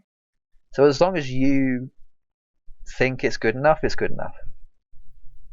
And I still hold to that a lot of the time, and I can definitely use that comparison with Pokemon. Like, if it's good enough to me, it's good enough for me. It doesn't really matter if it's not good enough for anybody else, because I'm enjoying it regardless. And I think that's how I'm going to feel about Bethesda RPGs forever. Don't care if anybody else thinks it's terrible, as long as I'm enjoying it, I'm having a good time. Sure. Right? But I guess it just depends on how much that actually affects the wider scope of the game versus your personal scope of the game, it's if I genuinely don't see how the game can have a bad release. I can't picture myself seeing a large group of people not enjoying the game. Like, what would have to happen for Starfail to have a bad release? I was going to say it's actually sometimes harder. That's not going to be the case, right? I feel like it's harder for a game to have a bad release nowadays than it is to have a good one. Do you think? I don't know about that. I feel like it was fairly difficult for Cyberpunk to have a bad release. Like, it had so much riding on the fact of it being good, but because it was released early, that was the reason why. So I guess if Starfield had been released early, then yes, I could see why there'd be an issue. But it's not going to be, is it? So... Exactly. So we're all right, I think. I mean, unless we see another delay, but I don't know. My faith has been slightly restored. I'm glad. I actually do really want to rewatch that gameplay moment just to see, me too. Because there were aspects of it where I was like, I think initially when I was watching it, I was kind of like, okay, this does look good, but then there were moments where I was like, yeah, not sure yet. And but whenever I see anything, when it's regardless of whether if it's way before it's out, I never expect that to be exactly how it's going to look anyway. So I'm kind of happy. Yeah, of course. Of course. I don't know. Of course. No, you're right, Jay. And when we remove all the sparkle, I think you're definitely right. Like, there's no way we're not going to enjoy this game. I mean, how can we not? You know, I mean, it's a Bethesda RPG, for Christ's sake. I think the most recent Bethesda RPG I haven't been happy with is Fallout 4. But that's more in hindsight than leading up to it or before. I think leading up to it, I was very excited about it, but having played it, it's sort of I don't know. I feel like I just had too much of it at that point. I don't know. Maybe because of Skyrim or Fallout 3, it just sort of. Well, it's a big game. Just wasn't hungry enough. I don't think. It's hard to say. Yeah. Or maybe it was just too similar. On the note, Jay, I probably should have prefaced this before, but I'll pitch it in now. One of the reasons I didn't like the showcase that much is because there was a lot of games that were not here. We didn't get any Halo Infinite. We didn't get any Hellblade 2. We didn't get any Fable. We didn't get any... We don't know what Compulsion games are doing. We don't know what Double Fine are doing. We don't know what anyone is doing, Jay. No. We don't know where any of the games are. I don't know.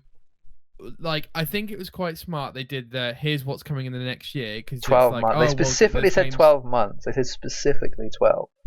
That's true. And can I just be frank, Jay? Some of those games are not coming out in the next 12 months. I fucking bet money on that. I'd say the majority. I'd say like 80% of them are coming out in the next 12 months. I agree with that. But I get why they did that, but I wouldn't have actually done that because I'm disappointed I think in it. It sets expectations lower, which is what they want. They want low expectations because high expectations means bad outlook or bad opinions. I guess if there is such thing as a bad opinion. For when they know it's almost like damage control before there's even any damage expected. It's definitely a good thing. I have like 2 counterpoints to what you just said. Yeah, go. So you were saying about how there wasn't certain things shown off. So I guess one of the reasons for that is, I guess to lower expectations is definitely one thing. They probably didn't want to show off too much, because let's say they showed off everything they're working on. That's probably going to be more like a 2 to 3 hour long presentation, don't you think? They want to keep it fairly concise. I think they could have cut out and shortened some of the bits. To be fair, in my opinion. I mean, but again, I think realistically, it would have been like almost a 3 hour long showcase had they shown off everything they've probably got going on. But but they have so many studios. I get your point. That's what I'm saying. So many. They got too many. But to a degree. Wolfenstein 3, where's that? What is id working on? What is Machine Games working on? Maybe some of this stuff is too early. Maybe everything you're mentioning we'll find out this time next year. Maybe, but frankly, Jay, some of these games have had a long time to gestate. Okay, Hellblade 1 came out in 2017, Jay. 2017. Okay. Compulsion Games, We Happy Few. When did that come out? Like 2018? Oh, man. Maybe? I thought I was going to say 2015, but yeah, you might be right. Oh, I think the full release or whatever, right? But I think it almost sounds like you've got it too good right now. Like, I think you're expecting too much out of people too soon. It's kind of what it seems like. Like, to me, a game takes at least like 7 or 8 years to make. Like, I know that's like a long time, and there's games that have come out in much shorter times, much better games that have come out in much shorter times. But to me, if I tell myself it's not coming out for at least like 4 to 8 years, it then again lowers the expectations, and then anything that comes sooner, I'm just more happy about. This is definitely the motto for this one. Also, is lower expectations. It's just like, we're going to call this one lower your expectations. I mean, I will moving forward, but do you know? I'll tell you why I've got high expectations, Jay. Because Sony and others. particular I see. Is it publishers because Sony's doing are so able well? to deliver. Yeah, that's right. Actually, So, like, yeah, that's true. I'm getting a bit. I'm not getting a bit. I am getting fucking frustrated because even though it doesn't matter to me, right? I've got both consoles. It doesn't matter to me. Why am I getting so angry? Best I'm of a both child, worlds. right? Yeah, sure. But it frustrates me because when Sony get an exclusive, they get Bloodborne. When Xbox buys Obsidian and we get an exclusive, it's Grounded. Oh, when sure. Xbox acquire Bethesda, we get, what do we get? We get Starfield, which is like one of the most mixed receptions of a Bethesda game. I'm not like I think let's say it's not blowing us out the water universally. Everyone thinks that, right? It's not a Cyberpunk, it's not a 7 remake, right? When Sony buys Insomniac, they make Miles Morales and Spider-Man. Yeah, sure. I just, when Xbox buys Activision, we don't get any news. Overwatch 2, we get games. Overwatch 2. You're right, I apologise. And Diablo 4. And Diablo That's 4. True. That's true. You're right. Do we get anything on Call of Duty? No. Do we get on anything on any other licenses? No. And I just don't know what the actual F Xbox is doing. People are like, Fable's not coming until 2026. Then why the fuck did you show me like 3 years ago? Why did you show me? This sounds so. This is my other side of the argument. Is that this sounds to me like part of the reason why you're disappointed in the showcase is because they didn't show off things that you specifically are looking forward to. 100%, bro. And to me, it sounds like you're having a very similar thing happen to you right now that happened to me in 2015. Which was when I switched to PlayStation, was because Xbox didn't have anything for me. But PlayStation had everything for me. So it sounds like to me that you're definitely, like, your very deep personal enjoyment out of games seems to be coming more from the Sony side than it does from the Xbox side currently. Absolutely. So you're just going through the same thing I did in 2015 right now, where PlayStation just has more for you. Yeah. And you can't really do much about that, you know. Yeah. Just how it is. I don't really see it changing, to be honest. Like, but so I said the same thing, but guess where I'm at right now? Game Pass, baby. Right. I'm right back. I'm still doing both, but I'd say I'm more on the Xbox than I am on the PlayStation. All that depends. To be honest. I'd say I'm more like 60-40, but there you go. In the near future, then, Jay, do you still see Xbox as more of a place for you at the moment, in terms of what they're doing and like it appealing to you? I guess. I feel like if you're a gamer nowadays, one as I don't want to say well versed as we are of a gamer, like we definitely require, but we're quite diverse in our love of different genres across the board when it comes to gaming. So we kind of require both consoles, right? We're not the kind of person who will just stick with one because there's everything we love is divided between the two. Whether it's divided 70-30 or 60-40, 50-50 or 10-90, doesn't really matter. As long as it's any amount of percent, we're still going to get both. I feel like we just need to sit back and be like, well, why don't we just enjoy the fact that we have love for both, regardless of how much love is for one rather than the other. So I think rather than me being like, Xbox has nothing right now, I should be, well, at least they have there's at least something there.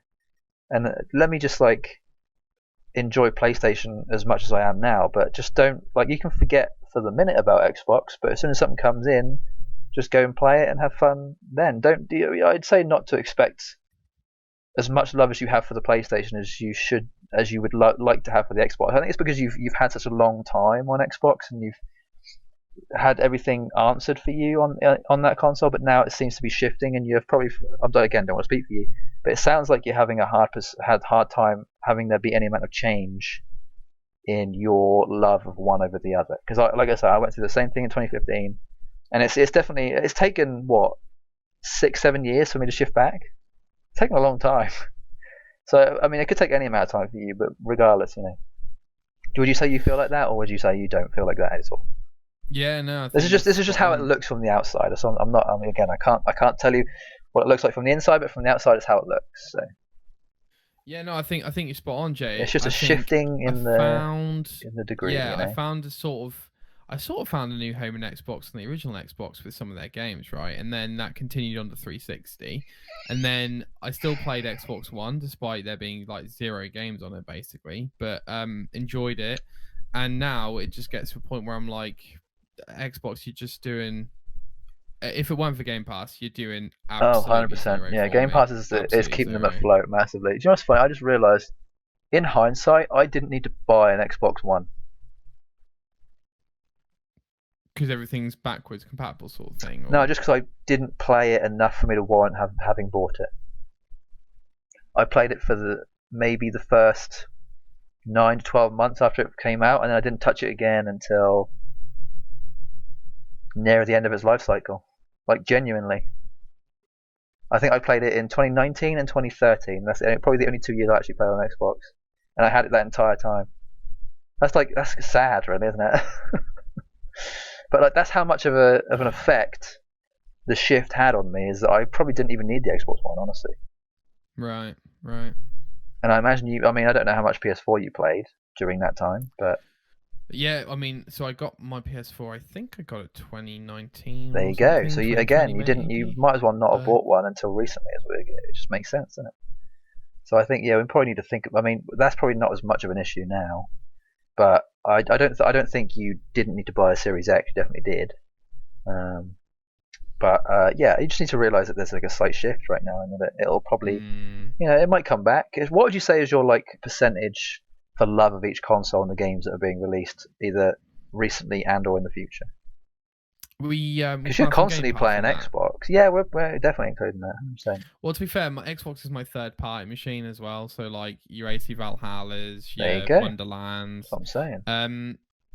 Because I like achievements, and technically speaking, the Series X is supposed to make them run better. But in terms of games, I mean, like you say, I play my Xbox most of the time, right? It's got Microsoft Rewards on it, which I like. It's got achievements, but it's got like backwards compatibility. It's got FPS boost. So all of these things is great, but the actual games, exclusive-wise, maybe even incorporating Game Pass, I mean, it'd have to be 60-70 PS5, 30-40 Xbox. Really? I was expecting you to say the other way around.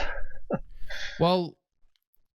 It depends, right? If you're like, I would probably get rid of my Xbox sooner. That's a hard one. That's tough, dude. That's tough. It's tough because no matter like how much I like my Xbox and all the stuff on it, the Xbox is not going to play Final Fantasy VII Rebirth yet. Yeah, I think I don't think I'd ever play. The only Final Fantasy I've ever played on Xbox is 13. And I played 15 on PlayStation. I played on PlayStation, yeah. So yeah, I mean, I guess what we're saying is that the future of Xbox doesn't look as bright as PlayStation. Is that what you're trying to say? Oh, that's 100%. I'd honestly say it's the other way around, but it just depends on what you're looking for. I think ultimately it just depends on what you're looking for. So I don't know whether your review of the showcase was entirely justified, just because of the fact that it might just be that it's just, I guess, again, we are the gaming opinion, so it's justified in your own world, which is, if that's all that matters to you, then that's all that matters to you. So it's fine, we can agree or disagree regardless of what's happening, so it's all good. Right, what's the next game? Because that was a massive tangent. It was a massive tangent. Jake, so Starfield, I'm looking forward to it. Nick, maybe not so much. We'll have to wait and see. Yes. Redfall. First game I'm fairly excited about that. Again, we've seen a lot, but we haven't seen enough. I guess Game Pass, right, Redfall? Yeah.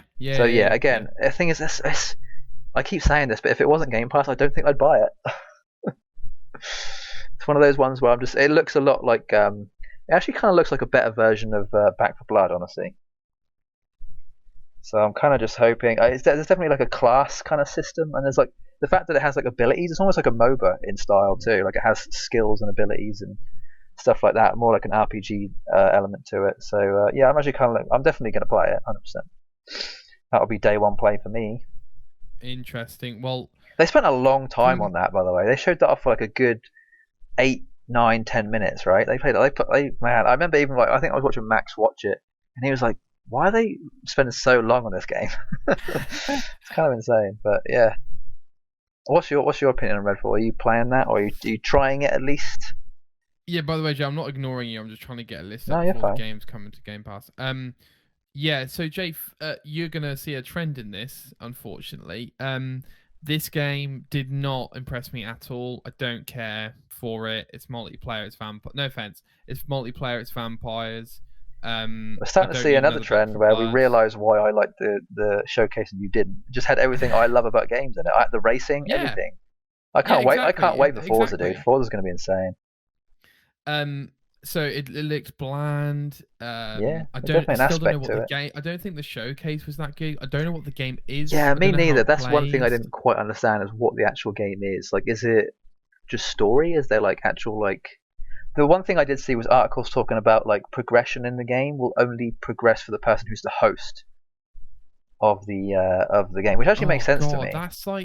but that's so like PS3, right? Do you Yeah, not but think? I don't think I'd have it the other way around. I'd much prefer my own progress be done by me and not by anybody else. That makes sense? Like, I'd rather do the actual Yes, progression that of the does make game. sense. If there's a Why not give multiplayer us the aspect, option? that's then when I want to play with other people. Why not give us the option? You know. Yeah, I guess. I mean, maybe they might introduce that later on. Hard to But say. yeah, it didn't. I don't like the look of this game at all. I I'm think not. one I'm of the not a big things I fan. look at in games now is like the shelf life and like replayability, and I'm just curious about what the actual like how long this game's gonna last. You know, I think Sure, the longevity of games is what makes them great a lot of the time. I disagree with that, but I take your point. A lot of the time, and not all the time, is what I mean. Like a longevity game is almost sometimes a good indicator on why it's still around. Sometimes, not always. Like especially with mobile games. Yeah, I'd say more so in mobile games, but with cons like bloody Rainbow Six, dude, is a great example. yeah, but I would never play that game. Like, I That's don't what. think that Okay, game's I'm fun. not saying that the game is good because it's around for long. I'm just saying there's a reason it's around. It's because Oh, enough okay, people right. enjoy it for it to still have Yeah, been yeah, made yeah. enough money. Got You know, you, got you, got you, got it's you. not a ranking of whether the game's any good necessarily. Um, I I get say you. that has a somewhat of an effect on my ranking of some games. Like For I hear Honor you. is another one that's been around like forever. Next game, Jay. There's some weird smaller games in here, but alas, Some of them look Hollow Knight good, Silk Song coming to including that. Yes. That actually made me want to play Hollow Knight. I was like, I kind of want to play Hollow Knight. Now. Coming to Game Pass day one, so Hollow Knight's already that's on pretty Game Pass, I impressive. think. It's on Cloud Gaming, I want to say. Is there only one Hollow Hollow Knight. Knight, or is there more than one? No, there's only one, but there's lots of DLC packs for it. Oh, yeah, I have to check that out, because it did look pretty good. I'm not a massive fan of, like, Metroidvania type games, but I'm willing to give it a go, potentially.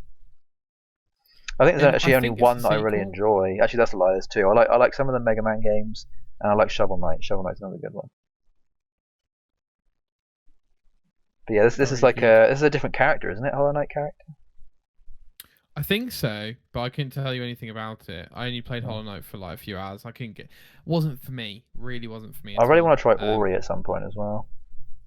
I mean, because you've played Dark Souls, I feel like you'd like Hollow Knight, and because also you've played other stuff you might like, or Ori.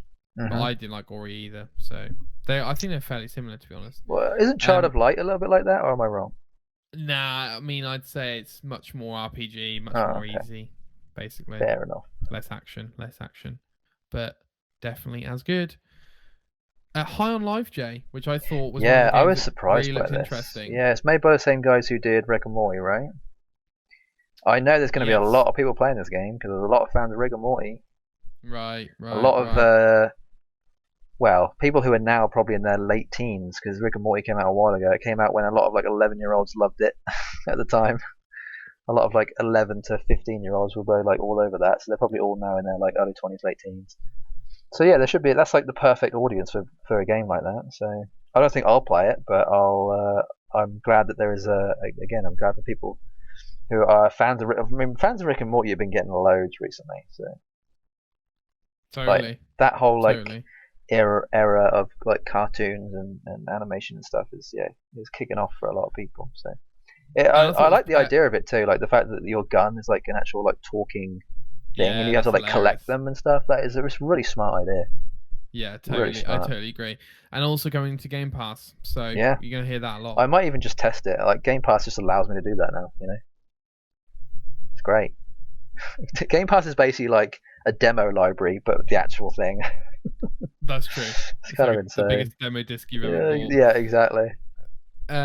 Jay, one of the biggest announcements from the whole showcase, Riot Games' biggest titles are all coming to PC Game Pass. Yeah, I was kind of Basically, pissed off about almost this, everything. but I loved it at the same time. I'm glad that it exists, but I was like, if this was on console, this would be the biggest thing ever. Yeah, If you could yeah, play totally. all of Yeah, those games on console, my God, the amount of money that Microsoft would rack in would be insane. I mean, they're already going yeah, to be racking in loads just for the fact it's on PC Game Pass, but if it was on actual Game Pass, they'd probably have to increase their subscription. Just for the fact they know they'd make a hell of a lot of money. Like the subscription for Ultimate would go from $11.99 to like $16.99. Like they'd have to increase it just because of the quality of like those three games. It's like insane. That would make them so much money. My God. Out of curiosity, then, Jay. So, do you think this announcement, along with the other stuff as well, but this announcement in particular, this is gonna gain thousands and thousands of Game Pass subscribers? Do you think? It'll be a lot, but it's probably not as much as they're expecting. I think it'll. It's one of those ones where it's kind of like like a 50-50, where it'll either do really really well or not quite hit their expectations. I don't think it'll do terribly. I think it definitely has a chance to do terribly, just because I think most of the people who play PC games like to play them on their own client versus Game Pass. I feel like if you're like, it does feel fairly niche. But I don't know how many people already have PC Game Pass and who use it as much as regular Game Pass. Like I didn't think regular Game Pass was anything until like this year or like maybe the middle of last year. So I don't know. They obviously know more than I do. So maybe they wouldn't have done this unless they thought it was going to do well. Hopefully. So I don't know. That's. I would love to know the like real statistics on that. I'd really love to because it would show me a lot more. It would give me a hell of a lot of knowledge just to know the numbers on that stuff. A game that I'm very, very excited about, Jay, and that I was hoping and is coming to Game Pass, which I'm thrilled about because I would have bought it. A Plague Tale's Requiem, the sequel to A Plague Tale Innocence. Yes. Okay. Looks fantastic. Can't wait to play that day one. Not necessarily my cup of tea, but yes, I understand the appeal. It is a very pretty game, and it does look like it has a really good story. It's a sequel, right? You said sequel? Yeah. Yeah. I think the game came out 2019. I think. Looks great. I imagine a lot of people will get Game Pass for maybe not that particular reason, but they'll definitely want to try it at least. So yeah, agreed. I'm sure there's a great fan base out there for that. Agreed. Do you want to play? Do you want to try Shredder's Revenge after this? By the way. Oh yeah, sure. Okay. Next up, Jay, Forza Motorsport, and I don't like racing games, so off you go. This was kind of like this was. I was actually. It's weird. I saw it and my jaw dropped. I was like, oh my god, they're actually doing it. It was expected, but it was right? It was like unexpected at the same time. It was one of those. Yeah, kind of about time, I guess. I mean, they just released Forza 5, Horizon 5, so it's kind of like whatever. But a lot of Forza fans would be like, it's not the same thing. It's not the same thing because it isn't really. Like Forza 5 or Horizon is more like an arcade simulation game, whereas Motorsport is more like an actual simulation game. So if it's Game Pass, right? Yeah. If it wasn't Game Pass, I wouldn't buy it. But the fact that it is, I will definitely play it for that reason. I love my racing games, regardless of what they're like. So I'll definitely try it out. See what it's like. I know Horizon 5 got incredible reception, arguably one of the best racing games, if not the best ever. Yeah, it got 10 out of 10, didn't it, or 9 out of 10? Yeah, I think it did. Yeah, 10 out of 10. I think it was their game of the year. But my question to you, Jay, is to me, from the showcase, this definitely looked like them trying to really make a truly next gen blah blah blah. 100%. Yeah. I think this trailer definitely was very targeted towards the hardcore fan base of the Forza games rather than the not so hardcore. I think the not so hardcore just sort of enjoyed it by proxy, but the hardcore ones were probably pretty excited about a lot of this stuff. So yeah, no, I'm not as hardcore as some of those people, but a lot of those people tend to like have those like massive like racing wheel setups with like the big things, like the pedals and everything. So yeah, like they're very hardcore and that kind of stuff. So I'm glad that they're getting that and it's finally coming. It definitely does look good, but the graph like it doesn't really. They didn't really say anything that made me kind of go. That made me want to play it more. It was kind of like I already was going to play it. So I mean, you could like, literally just could have been like, oh yeah, by the way, Forza's going out, and I would have been exactly the same amount of excited. So just everything was a bonus really. It was kind of like, oh okay, yeah, that makes it more interesting. Sure, Awesome. sure. I'll still play it and I'll enjoy it more for that reason probably. Microsoft Flight Simulator got some new stuff, including being able to fly Pelican from Halo. Yeah, you did you message me after the showcase or was it before the showcase about Simulator? I think it was before because you were saying something about achievements because you wanted to get some Game Pass rewards or whatever. Yeah. Microsoft rewards. From Microsoft Flight Simulator. Yeah, you messaged me saying, "Is the game any good?" And I was like, "Or was it on Game Pass?" And I was like, "Yeah, I think so. It's fine." Was it that? Pretty sure it was. I'd have to double check, but I'm pretty sure you asked me to it play was another Simulator. game. What game was it? I'll have a look. Anyway, any thoughts on the Pelican? I mean, cool, I guess. Like, I'm not going to download it for that reason. So fair play. Definitely, I probably would still want to give it a go eventually, though. Yeah, I'm the same. I'll probably play it for like 10 minutes or something. Jay, what about?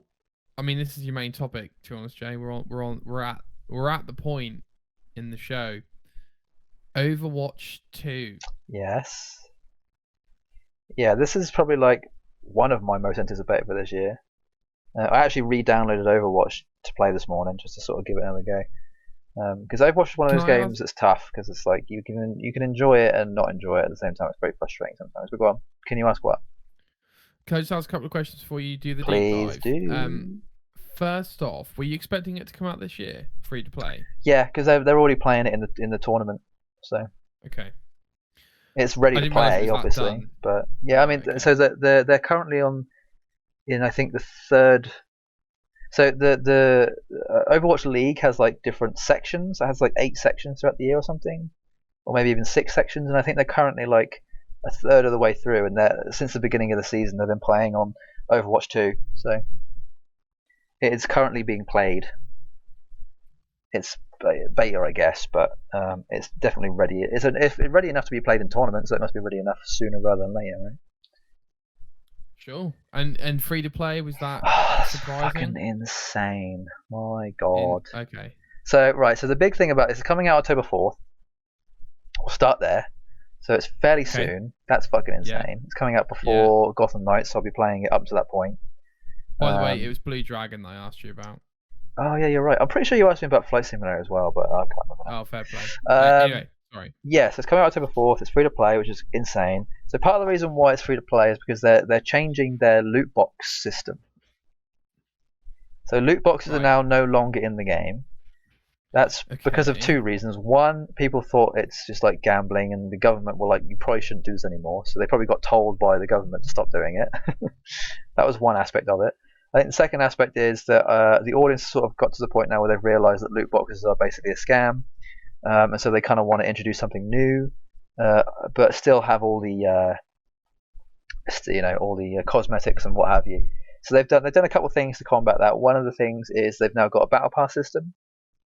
So if you want to pay money to get extra on the battle pass, you can. They're giving you options to still get some things, but not a lot, which is kind of like Blizzard are being very, very bad with their monetization on their games recently. Biggest example being Diablo Immortal. Bloody hell, it's the worst rated Blizzard game of all time, and it's completely trashed, and it's terrible. Wait, hold a minute. Last time we talked about Diablo Immortal, you were enjoying it, right? Well, no, I wasn't saying necessarily I was enjoying it. I was just kind of like, it's basically just Diablo 3 for mobile, but worse. Like, there's less to do. So after playing it for a few days, you don't like it? Is that right? I mean, I wouldn't. I remember saying on the podcast, I was kind of, I'm not going to be playing it much longer. Okay, right. I think I only really played it for about a day or 2, and I was like, yeah, I kind of don't really want to play it anymore. I want to wait until Diablo 4. ironically, it did end up being as bad as people hoped, I guess. Yes, the guy in the red shirt at the BlizzCon many years ago warned us, and nobody listened. Well, actually, everybody listened apart from Blizzard. Yes, that's terrible. So yeah, Blizzard are kind of being a bit kind of like funny with their monetization. But I wonder. I'm actually curious to see what this battle pass system is going to be like, and whether it's actually going to be any good. One thing that they've also added is they've added a new type of rarity in their drops, as it were. So before we had like common, rare, uncommon, like legendary types of drops you get out of the loot boxes, and like different skins, rarities, and stuff. They've now added a mythic type, which is like one above legendary, which is obviously going to be a lot harder to get. But Cool. they're basically just trying to like make more unique skins to bring people to actually buy the battle pass, I imagine, because they're getting rid of loot boxes. They now need to get a reason for people to want to buy the battle pass, like extra, so you can get every single thing on the thing, which I think is actually pretty good. That's definitely like one of the things that I really enjoyed about Overwatch was the cosmetics. I really enjoyed that side of stuff, so I'm glad they're doing that.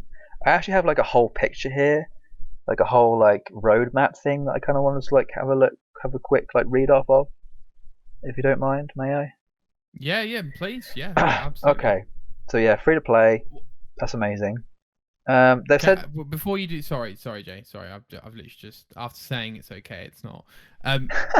What was your reaction to the Junker Queen? Or was that part of this roadmap thing? I mean, I imagine it will be. Yeah, I'll discuss it. I mean, I could talk about it now. Yeah, Junker Queen was cool. I kind of had a feeling that. I mean, I knew they were going to be adding more heroes eventually. But she actually, it's funny. I think she's the first new character that I've seen where I'm like, oh, I actually really want to play as her. I think a lot of the new characters that have come out, like Baptiste, Echo, who else was there? I can't even remember now. But yeah, a lot of the new characters. I think one of the only characters, Sigma, I think was the only one I was kind of like fairly interested in. But a lot of them have just kind of been a bit meh, not really my thing. But this one actually looks pretty decent. I wouldn't mind trying this one out. But yeah, part of what I was going to say was that they're going to be releasing a hell of a lot more characters over the next like couple of years for Overwatch 2, I imagine. So there's a lot more opportunities now for me to be like, oh, I actually want to like try out more characters, because I'm not like bored of the old characters.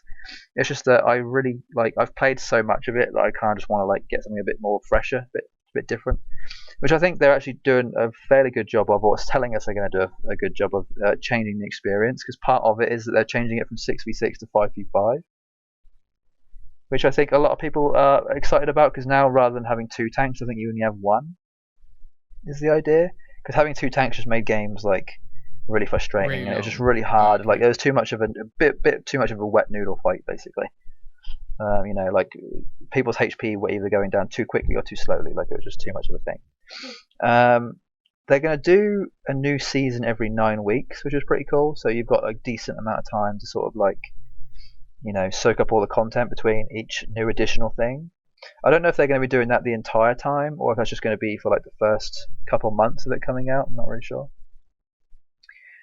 They've done cross progression, which is basically if you have Overwatch on multiple consoles or instances of you buying the game, so it's basically that your progression follows you whether you're on PC, PlayStation, or Xbox. So, and it's all cross-play as well. So regardless of what you're on, it'll always be the same amount of progression that you have, which I think is pretty cool. I mean, I feel like that's just how a lot of these online games should be now. And then yeah, so they're doing initially Overwatch was announced as being a PvE as well as PvP game, but they're not actually going to be releasing the PvE until next year. So there is going to be a campaign mode, but it's not going to be till next year now. So they're sort of like, they wait and like. Oh yeah, it's like just get that done later on, Oh, you mean like, so would you rather delay the game? No.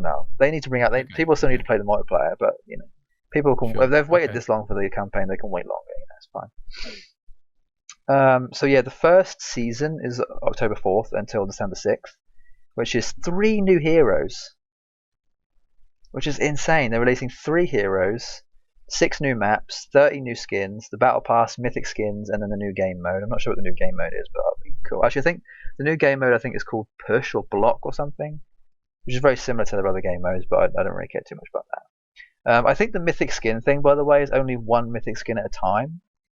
So I don't know if they're going to like do a mythic skin for each character eventually, like over the course of its lifespan, or if they're going to do like a bunch in one go, and then the next season it'll be another bunch. I'm not really sure. So be looking forward to that regardless. For every season there'll be a new battle pass, so you'll have at least 9 weeks to be able to get through it. Hopefully the battle pass won't be too long that you have to play it so much. Like I'm hoping it's only around like 50 levels rather than 100. I mean, it just depends really, right, on kind of what they want people to do on with the that progression. kind of stuff. Yeah. How long? Do they say how long like the seasons or battle passes? Yeah, are, seasons sort of are 9 weeks, so it's not too bad. It's like a little over 2 months. It's not too bad. Second season is going to be one new hero, but it's going to be a tank hero. One new map, another 30 new skins. Like that's insane. There's so much content. New battle pass and a new mythic skin, so that's whatever. And then it says 2023 future seasons is going to be all new stuff, basically, like more new heroes, more maps, more skins, more battle passes, more modes, and then PvE will begin next year as well. So that is like the overview, pretty much the roadmap of Overwatch 2, and I am here for it. I'll be playing it day one, and I'm very excited about it. And you'll be following it all the way through then? I don't know. I followed Overwatch, the initial Overwatch on release for at least a year after it came out, so I'm hoping to follow this one for a similar amount of time. Because Overwatch does get stale if you're not playing it with other people, definitely. Very exciting. I'm hoping that the 5v5 makes it a bit more concise and a bit more like... Oh, the other thing I want to say also is that they're making their ranking system a bit nicer as well. So you'll only... while the ranking system is good now, they're making it so that the ranking is... if you see someone with a really high ranking, it's a lot harder to get high ranking because you need to have played the game for longer versus you actually being, and you also need to be actually pretty good at the game, you know. Like if someone has a high rank, it's because they've actually earned it versus like, because there was a lot of like boosting and stuff in previous ones, but I think they're going to try and somewhat combat that in this one. So like, there's not going to be. I think they're also going to probably try and hopefully attempt to. Do you know what smurfing is, or like a smurf account? No. Smurfing is when like a pro player or someone who's really really good makes a new account to start at the very bottom, just to play the game basically on like on easy mode, to like beat up people and like win games really really easily versus like actually having a challenge. So as in right, okay, yeah. So like you rank 100, but you play against rank 10 sort of thing. Yeah, exactly. Okay. I don't think they're going to be able to combat that, but it'd be nice if they could, because that can be a bit annoying sometimes. Yeah, absolutely. So yeah, I don't know if you probably don't give too much of a crap about Overwatch, do you? I don't, I'm afraid, mate. This doesn't entice you, not even a little bit? No, but I'm glad you're looking forward to it. Yeah, I'm just happy to have like a multiplayer game, something to play in between other games, you know. That's kind of how I'm looking at it, honestly. It's just like a game in between games. So. Well, it's funny you say that, because I always see, you know, like we always say, well, I say this a lot, right? Like, I think if a game, like if you're thinking about a game and you want to play it when you're not there, you know, get forward. But it's, even though I do swap between games all the time, as you know, I find it hard to like, if a multiplayer game's grabbing me, I want to play it all the time, you know? Yeah, I like to think so too. Are you all good to move on? Yeah, please. Next up, we've got Ara History Untold. Jay's about to tell me how I'm pronouncing it. I don't know. This game didn't really like shout out to me too much, I don't think. I can't even remember the logo. I can't remember what it's about. I think it looks like a Civ type game. Oh yeah. I think that's PC Game Pass only as well. Oh, okay. Yeah, it's just like another Civ type game, much like Humankind or Civ, but I haven't seen enough of it to know really, and I probably won't be playing it because it's on PC. So we also got Elder Scrolls Online High Isle, which another expansion. Again, I wish I'd been more of a Bethesda person, because I probably would have enjoyed playing that for a long time, but I just wasn't. It just takes too much out of you, those kind of games like MMOs and stuff. It just requires too much input. Totally agree. Yeah, like if you're in it and you've been playing it since day one, you've got like the best time of your life. Big group of friends who play it every day, then you're a lot more likely. But we just don't have that around here. So. Yeah, around here. Around here. Fallout 76 is introducing the pit, which is pretty cool. Yeah, Did you play the pit back in the day? Yeah, I remember it. Yeah, I remember it. Yeah, I like the pit. Yeah. I'm glad that Fallout fans are getting something that they probably wanted, so that's fine. Cool for them. Hot Wheels, beat that. Okay. Forza Horizon 5, Hot Wheels. Oh DLC. Yeah, they always get one. Every game that comes out always get a Hot Wheels DLC. Or Here's like a surprising. yeah, they did get Go on on. 4. Yeah, no, you're right. Go on. I think they had the Lego one as well for 4. Is that Yeah, right? which they'll probably be having a Lego eventually. Near the end of the life cycle for 5, they'll probably get a Lego one. It always seems to come near the end. Surprising announcement, Jay, that I wasn't expecting. Arc 2. Yeah, I think we knew that Vin Diesel was involved somewhere. We just didn't know when. So I thought that was quite funny. Because he's not having a lot of good press at the minute. So how come? I think they're having trouble with Fast 10. The director left because they had a bit of an argument. So the director was like, I'm not making the movie anymore." Wow. So they had to get another director in. Because I think Vin's just been a bit difficult, basically. This was day one Game Pass, which is interesting. Furthermore, I didn't realize Arc 1 was finished, truth be told, Jay. It's not necessarily finished. It's more of like one of those games that is like you can just play forever. So I mean, unless you mean finished by like nobody's playing it anymore, I'm not even really sure. But I think you can look at Arc 2 much like Destiny 2 for Destiny 1, like it's the same game, just upgraded. Like people have probably wanted it for a while. It's just that because Arc 1 isn't necessarily the best looking game ever. Yeah. Again, it's a fairly janky game, but that's part of the reason why people love it. We also got a release date trailer for Scorn, which I think you're excited about. Yeah, finally. Well, not necessarily. It is basically Giga, however you want to say it, because he says it like Giga, but most people say Geiger. It's basically a Geiger game. Essentially, what it is, it's basically Aliens, the game, but like if it was just all that weird, creepy artwork. So yeah, it looks fine. I don't think I'll play it necessarily. It just looks cool though. Yeah. Day one to Game Pass, also coming out in October, right before Halloween, which is smart. Yeah, also, good. Jay, have you seen the Scorn thumbnail, if you will, on Game Pass? Because it kind of looks like tool artwork. I don't know if you've seen that. Yeah, a lot of the tool artwork is heavily inspired by Geiger. So I think he might have even done some tool. Let's look into that. Yeah, it's all of that same era, sort of that like 80s, 90s type thing. We also, Jay, are you excited about this Flintlock: The Siege of Dawn? Yeah, it's funny. The Xbox showcase showed off some, but then I watched the Xbox showcase extended, and it had more. It had like the same gameplay reveal, but with slightly more added to it.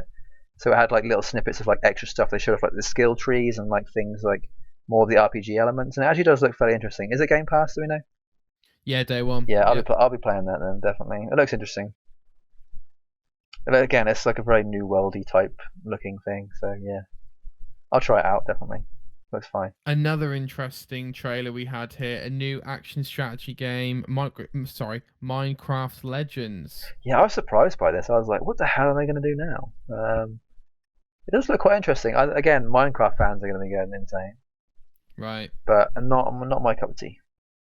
No, me neither. But again, I think they're smart in. It's a good evolution of Minecraft, honestly. Yeah, making Minecraft that's not Minecraft, basically. Yeah. Totally. Is it Mojang? Yeah, they're good at making much of more just good Minecraft stuff. So. Totally. Whatever, Lightyear. Sorry, I can't speak today, guys. Lightyear Frontier. Great name. Great. One of the greatest names of the whole showcase. I can't remember. Again, I can't remember what the game was. Mech exploration and farming game. Oh, that thing. No, that didn't really grab me too much, honestly. I don't think I'll even try that. It looked interesting, but I'm not going to play it. It's kind of like I'm sure there's somebody out there who'll play it.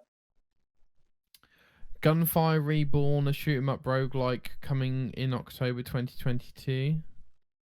I don't even remember that. So for me, Jay, this was part of the showcase when I was like, "Oh, this is bad. This is really bad. Like, this is what we're showing as our prime time." There's always high and low bits. But yeah, I understand. And it's your PlayStation, but yeah. The last case of Benedict Fox. This looks very interesting. That did actually look kind of cool. Yeah, even Max was saying, "Yeah, this looks dope. I'll probably try this out." So day one Game Pass. Yeah, I think the story actually looks quite interesting, and the aesthetic of the game, very Lovecraftian seeming.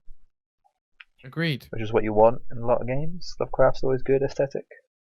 Agreed. Next up, Jay, As Dusk Falls. That sort of story-based, like. Yeah, have you seen the film Scanner Darkly? No. It's a Keanu Reeves movie where the whole movie is like a moving painting, much like this game. Very similar, very similar. Except Scanner Darkly is like more of a fluid movement, where this is more of a choppy individual painting that just like individual snippets. Right, and yeah, pictures, yeah. Yeah, I think some people were saying this game would have been better had it just been like an actual, like, without the art style. I think it does actually look fairly interesting of a story, though. I like the fact that there's different, like, it's a lot like an Until Dawn game, in that it branches out and stuff. Similar, but yeah, it's fine. I'm sure there's fans of that, you know.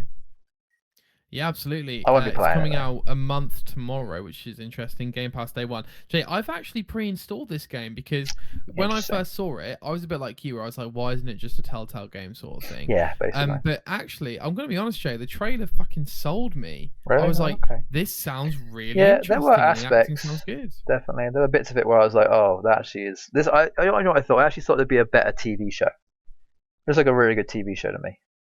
I was like, why wouldn't this? I honestly think this might have been a TV show that someone was like, why don't we just make it into a game?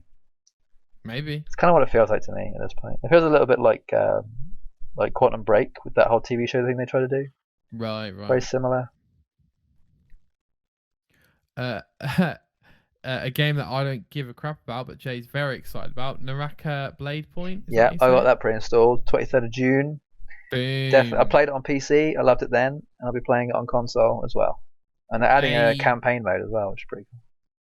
Yes, that does look cool. It's a samurai battle royale. Yes, PvP versus PvP VE, PvP, however you want to call it. It's basically a PvP, but you also fight monsters. So it was basically a MOBA. Might as well call it a MOBA. It's a MOBA, but it's third person and it's not as cartoony, more realistic looking. It's sort of very like it's a bit like Smite, honestly. It's kind of like Smite if it wasn't as cartoony. We'll go with that. A lot of customization, very Korean. I'm pretty sure. Actually, I don't know. But I think it was a Japanese game, but it feels more like a Korean RPG. It's definitely kind of what it seems like.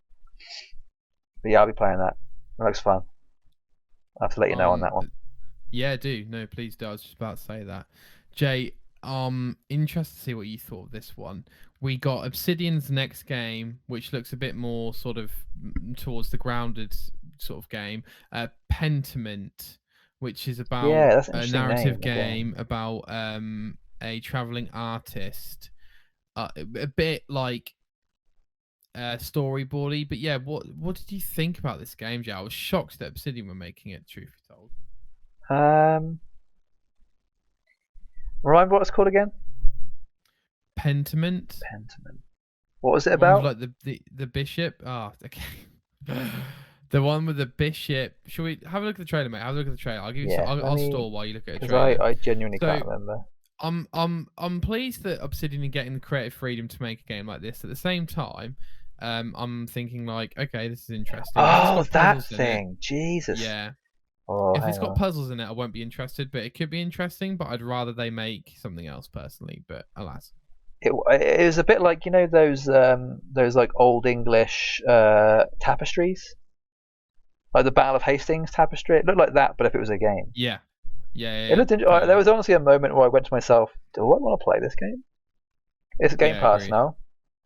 Yeah, I believe so. If it's Obsidian, I might try it. Honestly, I might give it a go. It looked interesting because it was made by the people who did New Vegas, right?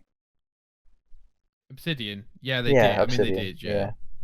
It looks like interesting. A small team, like grounded. I think it's just a small team. Definitely a good idea. I'm glad to see that there are people out there making like very, very interesting, unique ideas. So yeah, it looks cool. I'll probably try it out. And we also got Grounded full game coming out 2020, July 2020. Nope. I'm sure there's some people who enjoy it, but no, it's whatever. That's a whatever game for me.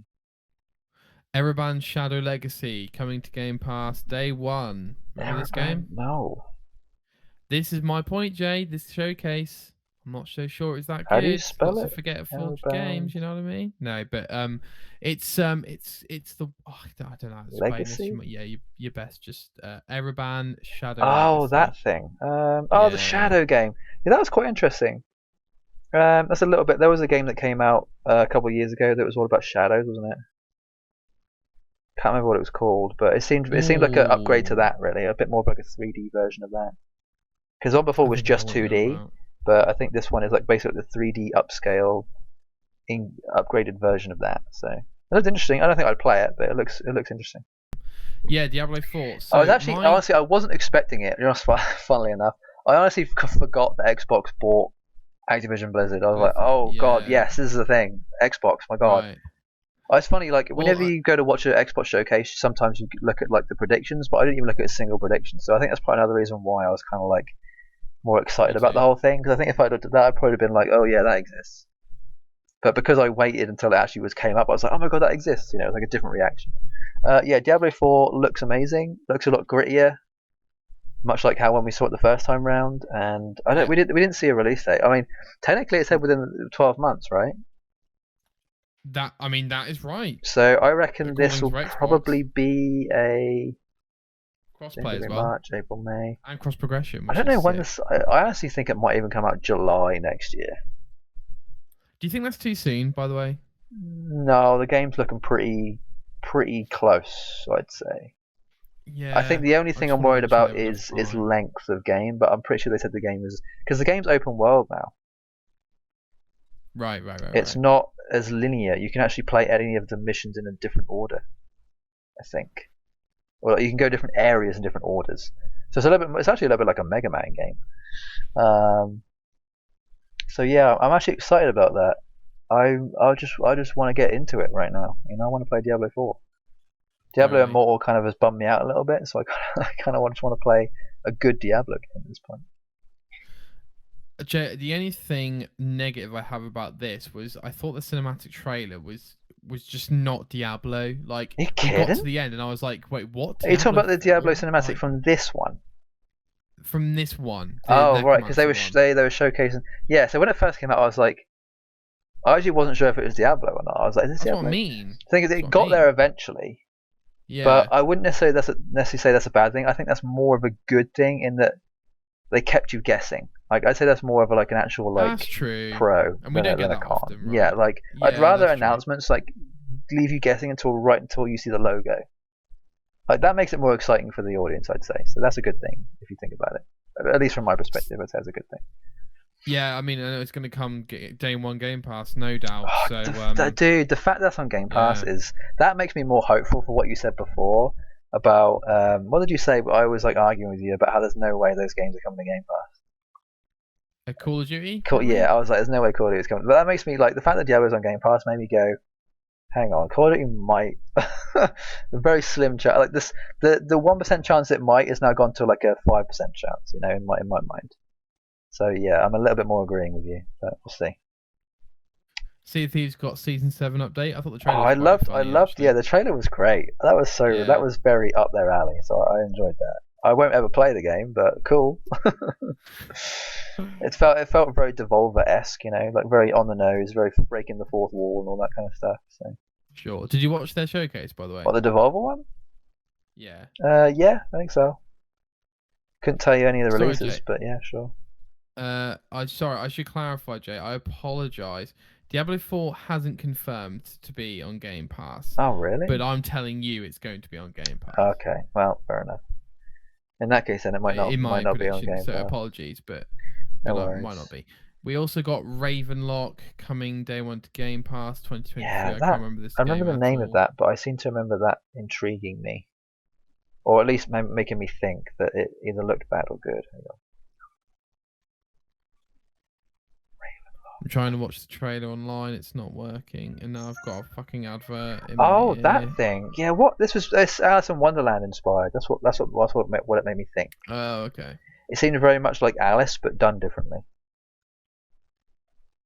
So yeah, I mean, don't know if I'll play it. I might do. It seems tempting. Like I say, there's a lot of little games that just seem interesting. Yeah, Cocoon. That looked awesome, dude. Holy crap! Let me look up there. Hang on. Yes, that did look interesting. It comes from lead gameplay designer Jet Carlson. Yeah, that looked awesome. Who worked on Inside and Limbo, so that's interesting. Yes. No, that looks. I'll definitely potentially give that a go. It seemed interesting. Yes, it seemed interesting. Yes, it is. Jay, this is a example. This is the perfect example. This next game of what I mean when Xbox get involved. Okay. So when Sony get exclusives, they get Final Fantasy 16 and 7 Remake Part 2.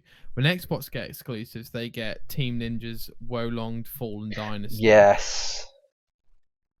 Hang on, let me now, remind myself. I know everyone's very excited about this, and I don't want to be a bummer, especially on people's Pretty sure work. that's Game Pass as well. Day one Game Pass, early 2023. But I'm going to be honest, Jay. This game will not be as good as Neo 1 and 2. I'm just putting it out there. Oh yes, it's Neo, isn't it? Yeah. Yeah. A lot of people were like, "Oh, it's Neo," but it's different. I honestly don't know what to expect from this game. Again, it's one of those ones I kind of want to just wait and see, and hopefully my expectations will be either met or shattered, as it were. Sure.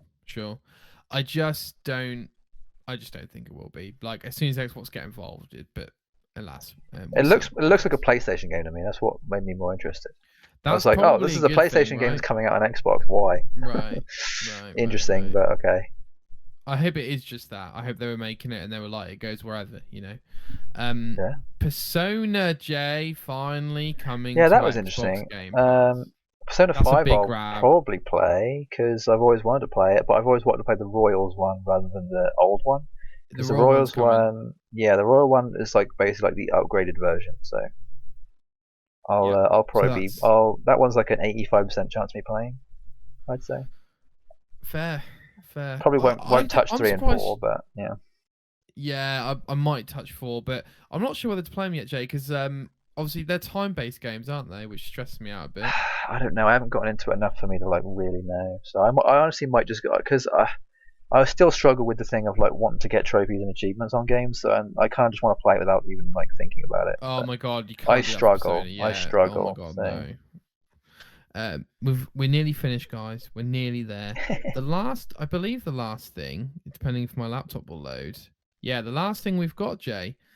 Hideo Kojima partnering with Xbox. Yeah, he also had to specify online about how he's still partnering with Sony on other things as well, and that he's basically just playing both sides. It's kind of what fancy way of saying. He was tied to PlayStation. Why not? Yeah, get your money, dude.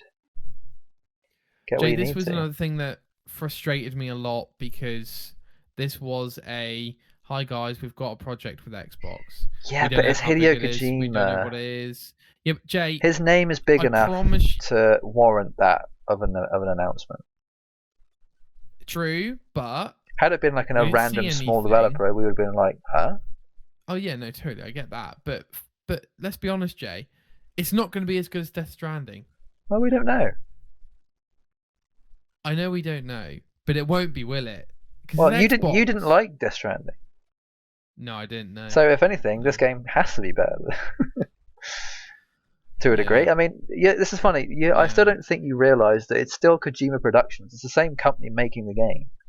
It's just for a different. Like this game could easily have been a Sony game. It's just Xbox are having it as their exclusive instead. We shall see. I mean, we don't know what Kojima Productions are yet. They've only made one game. Sure. So it's kind of good that we're in the early stages of Kojima. With a director's cut. What do you mean? Director's cut of Death Stranding, as well. Oh yeah, I guess, but it's the same game, so I don't really class that. Yeah, I'm just saying, All right, but what I'm saying is this isn't Elder Scrolls 1. Bethesda make the same game over and over. It's still the Bethesda RPG. We don't know if Kojima makes Kojima games over and over, or if he makes something completely different each time. He only started making his company like 6 years ago, if that. It's a very early game company. Like they've only made one game, so we can't expect. There isn't really much to go on other than Death Stranding. So either it's going to be to the same quality, or hopefully more of the quality. If it's less than, then that's just. I don't think Kojima would do. He wouldn't release a product if it wasn't as good, if not better than Death Stranding. That's just not in his. That's not what the Japanese culture is for a start. They're all about improving. I think it will be different, is what I think. Yeah, but that's the thing. To the wider scope of people, different is a bad thing. Any amount of change is just bad. But it just depends on who you're asking. I think some people are smart enough to know that change doesn't always necessarily mean bad. It can sometimes mean good. It doesn't always mean good either. So yes, I see your point. I see your point. But to me, Death Stranding was Death Stranding. Like whatever his next project is, either is tied to it or it isn't. And if it isn't, then cool. Then it's another new game, and we'll hopefully enjoy it. But I don't know. I've got to keep low expectations, but it's Kojima, so I'm keeping an eye on it. Kojima's got that name, he's got that brand, he's got that I guess you could say loyalty, but I mean we don't know yet. He hasn't made enough for us to know to a degree. I mean he's obviously got a massive back catalogue of stuff, but with this particular company it could be different. So different outcomes. Are you because you didn't like Death Stranding? Does this make you hopeful or not hopeful for whatever this is? Because if this is obviously a new game, it might be something that's more in your wheelhouse, your bag. Yeah. Because of the way it was announced, Jay, I've just got a funny feeling that it won't be a AAA Death Stranding game. It'll just be some. Yeah, no, seriously, yeah. So this is going to be a AA Kojima game. You're kidding, right?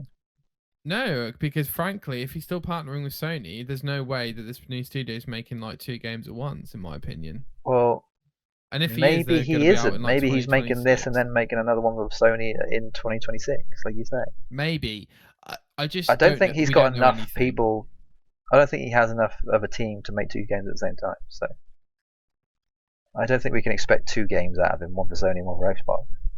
No, Do we even know if it's an exclusive Xbox game? I think we do, right? I think that's what it was. Yeah. I mean, it could be a timed exclusive. We don't know. It's true. We don't know anything. Yeah. I'd like to see again. This is one of those Death Stranding. I remember when it got announced, I forgot about that game until it was almost out. So I'm probably going to do the same thing with this, honestly. Sure. Until we see the next thing, I'm just going to forget about it all over again. And that's probably a good mindset to have, to be honest. Do you remember when Death Stranding first got announced and I remember it vividly. To say Death Stranding? Do you remember that? What do you mean struggled to say it? You mean like it was just like I think because it's a very a bit of an oxymoron, I guess. Well, like I think because everyone's trying to say Death Stranded or Dead Stranding. Yeah, do you know what I mean? Yeah. It is. Stranding isn't much of a word that people. Stranding. It's not in most people's vocabulary, so yes, I understand why. Yeah. I still get that mixed up with like bloody Horizon. I still couldn't tell you what that game's called. Is it Horizon Zero Dawn? Is that what it's called? It is. I keep wanting to call it like Zero Horizon Dawn. I keep mixing up all the 3 words. I mean, I genuinely think I've called it. More. I've called it each of the possibilities of it could possibly be called with each 3 of those words in different orders. Horizon Zero. I genuinely have all the time. I think it. I just like, oh jeez, it just doesn't like Zero Horizon Dawn doesn't really sound right to me. It sounds like much like how I imagined Death Stranding did to a lot of people. So. This has been another meaty show. All right, J-Balls, we did it. That was a massive one. I thought we were going to go for like another half an hour. I was like, oh Jesus Christ! I wasn't sure how much was left. Nah, we got through it. To be fair, yeah, we were pretty solid. Yeah, there's a lot. I'm knackered. So we did it. We covered Xbox stuff. Everything's covered. So I guess now it's just time for the games to come out, right? Yes. Honestly, I'm a bit worried about my ability to be able to afford a lot of stuff in the next coming years. So I'm honestly like a bit unsure about whether I'm going to actually be able to play stuff. So I have to wait and see on that, just because of like how the world is at the minute. But sure, there's a very small chance that I won't be able to play any games next year. Well, if you can afford Game Pass, I definitely think that'll, you'll be able to play at least half of them. Oh, that's true. I guess if I'm just playing Game Pass, then yeah, maybe. I'm saying worst case scenario. Worst case scenario, at least I've got Game Pass. Yeah, we'll go with that. Okay. All right. Well, thank you for your wisdom as always, Jay. I wouldn't call it that. We'll just say. Well, I guess we're both similar in that we've just been around long enough, Yeah. Just go with that. Too long, I might say. Yeah. At least 15 years, at least. AC, well, dude, I think we're both gonna go watch that Starfail gameplay. Oh yeah, I need to do that. I need to do that. Yeah, I'll get that up now. 100%. Thanks everyone for listening. Appreciate it. Like, share, subscribe, like everything else on the internet, you Mongols, and we will see you hopefully soon with very exciting news from a gameplay front, guys. I've been playing something I never thought I would be playing. Oh yeah, I saw that. I was like, why? So that's very odd. we will talk about that at a later date. Yeah, we need something to talk about next week. All right. See you later, guys. Peace.